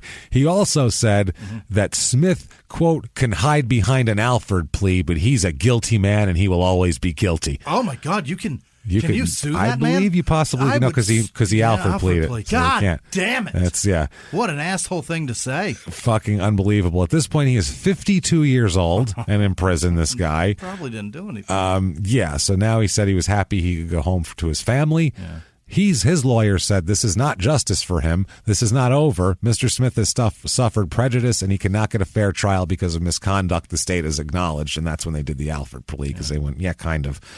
Smith says, quote, before I was sent to prison, I'd often go fishing and bowling with my family, just about everything a normal family would do. But when I was convicted, I felt like I lost everything and everybody that I cared about. Over the next 20 plus years, I tried my hardest to keep the faith by reading the Bible. Oh boy. I also stayed in touch with my ex-wife and my 3 sons by writing them. Sadly, I missed the passing of my youngest son, whom I wish I could have spent more time with in 2007. Now that I'm home, I'd love to spend Father's Day doing what my sons would like to do, and that was this year. Although my relationship with them has gotten better, I still feel out of touch. I want to make up for those years I lost with them, and more importantly, not take my family for granted ever again. Now, the Wilford kids... How would you feel if you're the kid? That's fucked, man. There's no way to feel good about this if you're the kids. The state of Maryland bungled the fuck out of this. You're mad at those people. You're mad at the state of Maryland. You're mad at the cops. You're mad at the murderers. You're mad at everybody because people who are completely innocent in this whole thing are these people, the Wilford family. So 2 of the children were in the courtroom for this. The third went via Zoom call, which was offered. Wilford's youngest child, that is Pucky, the daughter, she said it was, quote, impossible to describe in words the way I feel. She said her mother's killing is a horror I have to live with for the rest of my life, and the ongoing litigation has, quote, cut a hole so deep within her. Where is the justice? This isn't over for us, and it never will be. No. Those 4 poor fucking people. That sucks. Jeez, That, everybody, is... a crazy ass story. That is one of the few unsolved. Yeah, that's what I mean. We don't know what the fuck happened there. I don't know. Ty Brooks, this one, that one, some other person. He said he did. Who the hell knows? This is crazy, man. How do they not have that DNA being run through everything and everything? It's fucking bonkers. Unbelievable. I don't understand it. How the fuck this ended up coming off like this, but it did, and it's crazy. So, wow. This was one that was just a head spinner for me. As I got into the case, I was like, this is very interesting. And then when I started getting to the end, I'm like, did they do this? I was like, oh my God, I don't know if they did this. And then it's bonkers. So. Wow. I don't know. If you thought it was as crazy as us and enjoyed that, tell the world about it. Yeah. Get on Apple Podcasts and tell them all about how wonderful we are, or at least that the show is. You don't have to say shit about us. It's not for our ego. Right. Just to drive us up the charts. Head over to shutupandgivememurder.com right now. Get everything that you need, all your merchandise. Your Mind Your Fucking Business shirts are up. All the merchandise is up. You can get that and everything like that. Get tickets to all the live shows throughout 2022. Wow, that sounds weird to say. So bizarre. The end of 2021, and a lot of tickets are sold already because they were for sale 2 years ago. So, be careful of that. Get your tickets quickly and get in there. Patreon.com/crime and sports. Everybody, what a wild week we have this week. And you'll get access to both shows' bonuses, Crime and Sports and Small Town Murder. For Crime and Sports, you are going to get the history of drugs and sports. And not a boring history. No. We're going to talk about people from the 1800s injecting cocaine into their eyeballs. Like it's going to be so they can run faster and shit like that. We're going to talk about that. We'll go back in history and show that, recreational and performance enhancing drugs have been going on. Oh, it's not new. Since the first people said, I bet I can do that sport better than you.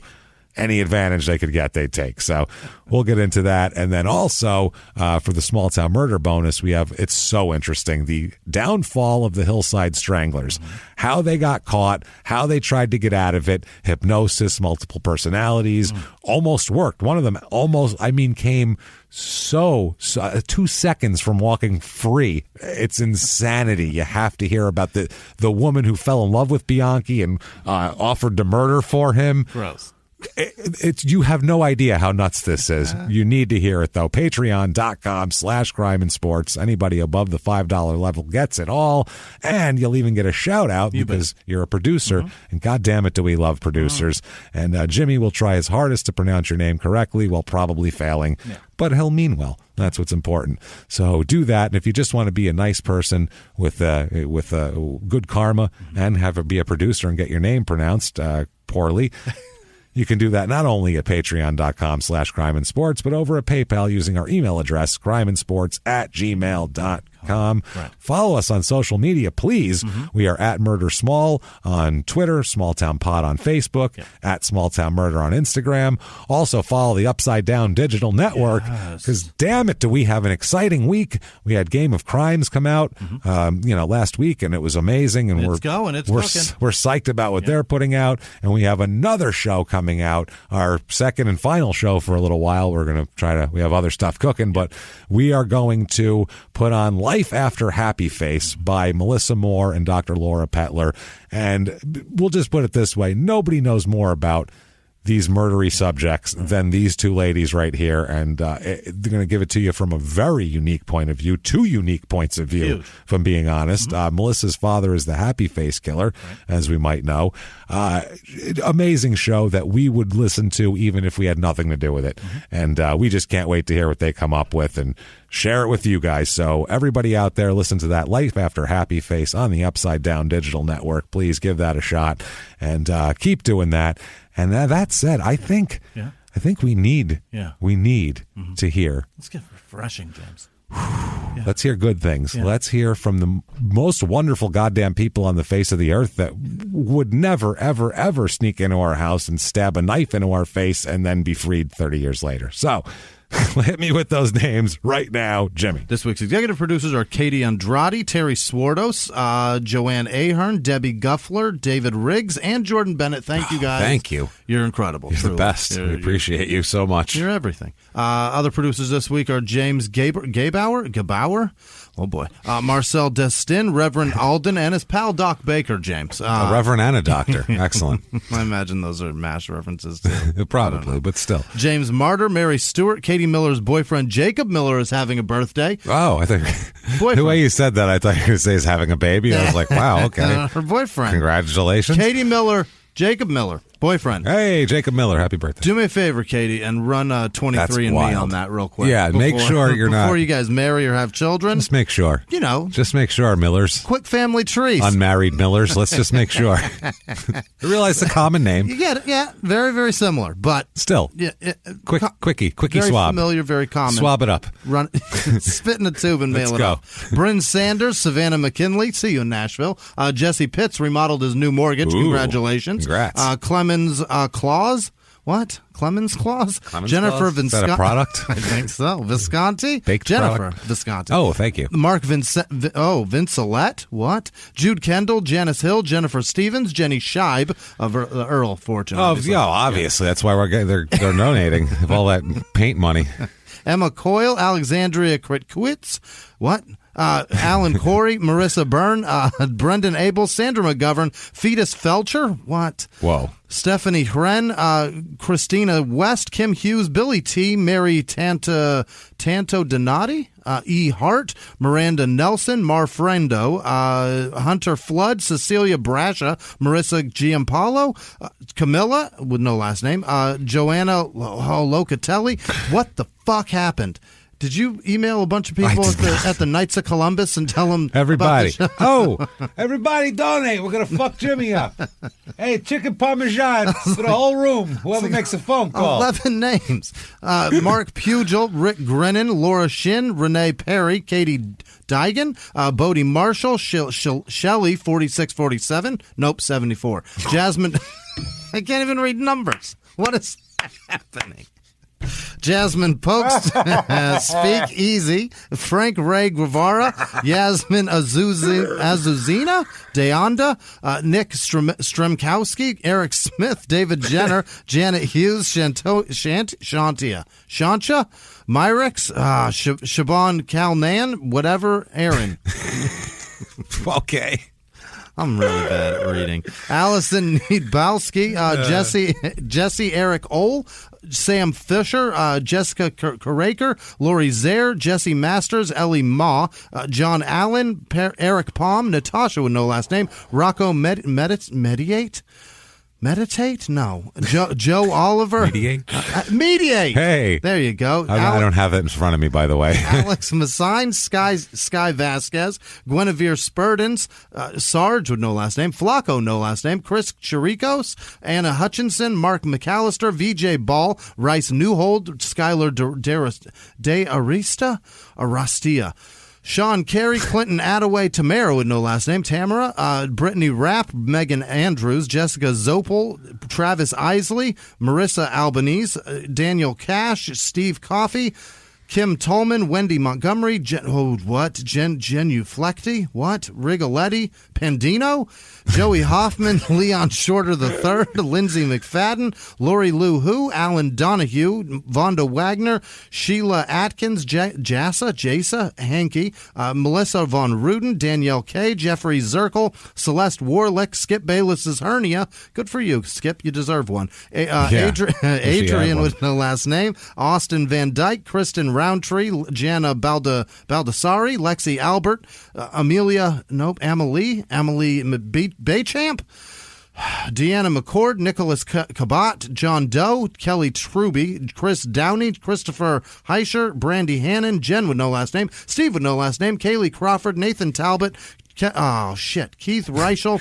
I was doing great. Patrick Hensley, Kara Blevins, Alexis Price, John Pankava, Stacy No, Vicky Williams Harris, Trace Saxton, Jake Adam, Lydia Posey, Malin Wilson. Fuck, Jesus.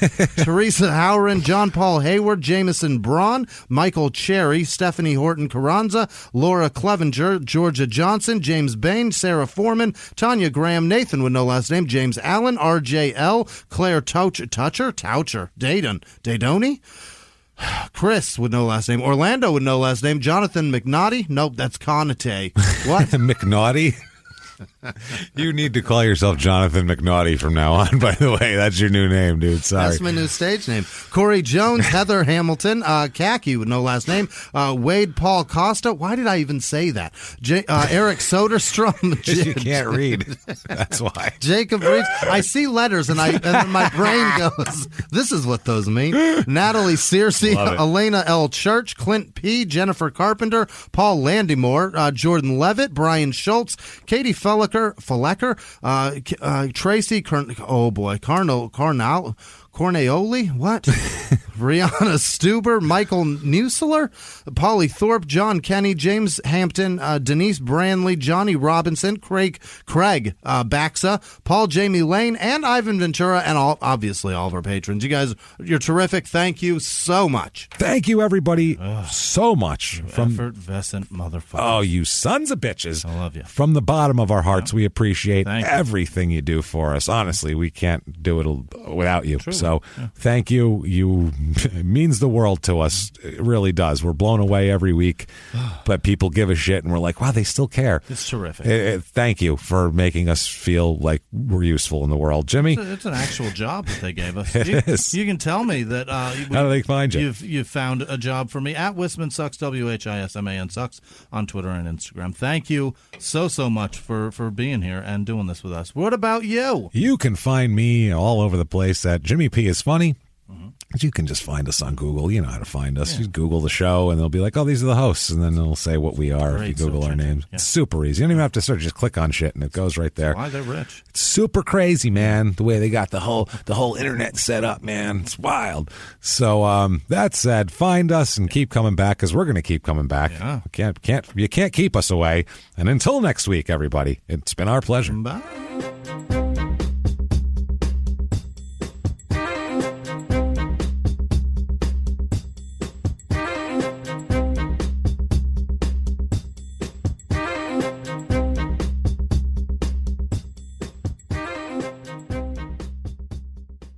If you like Small Town Murder, you can listen early and ad-free now by joining Wondery Plus in the Wondery app or on Apple Podcasts. Prime members can listen early and ad-free on Amazon Music. Before you go, tell us about yourself by filling out a short survey at Wondery.com/survey. A few miles from the glass spires of Midtown Atlanta lies the South River Forest. In 2021 and 2022, the woods became a home to activists from all over the country who gathered to stop the nearby construction of a massive new police training facility, nicknamed Cop City. At approximately 9 o'clock this morning, as law enforcement was moving through various sectors of the property, an individual, without warning, shot a Georgia State Patrol trooper. This is We Came to the Forest, a story about resistance. The abolitionist mission isn't done until every prison is empty and shut down. Love and fellowship. It was probably the happiest I've ever been in my life. And the lengths we'll go to protect the things we hold closest to our hearts. Follow We Came to the Forest on the Wondery app or wherever you get your podcasts. You can binge all episodes of We Came to the Forest early and ad-free right now by joining Wondery Plus.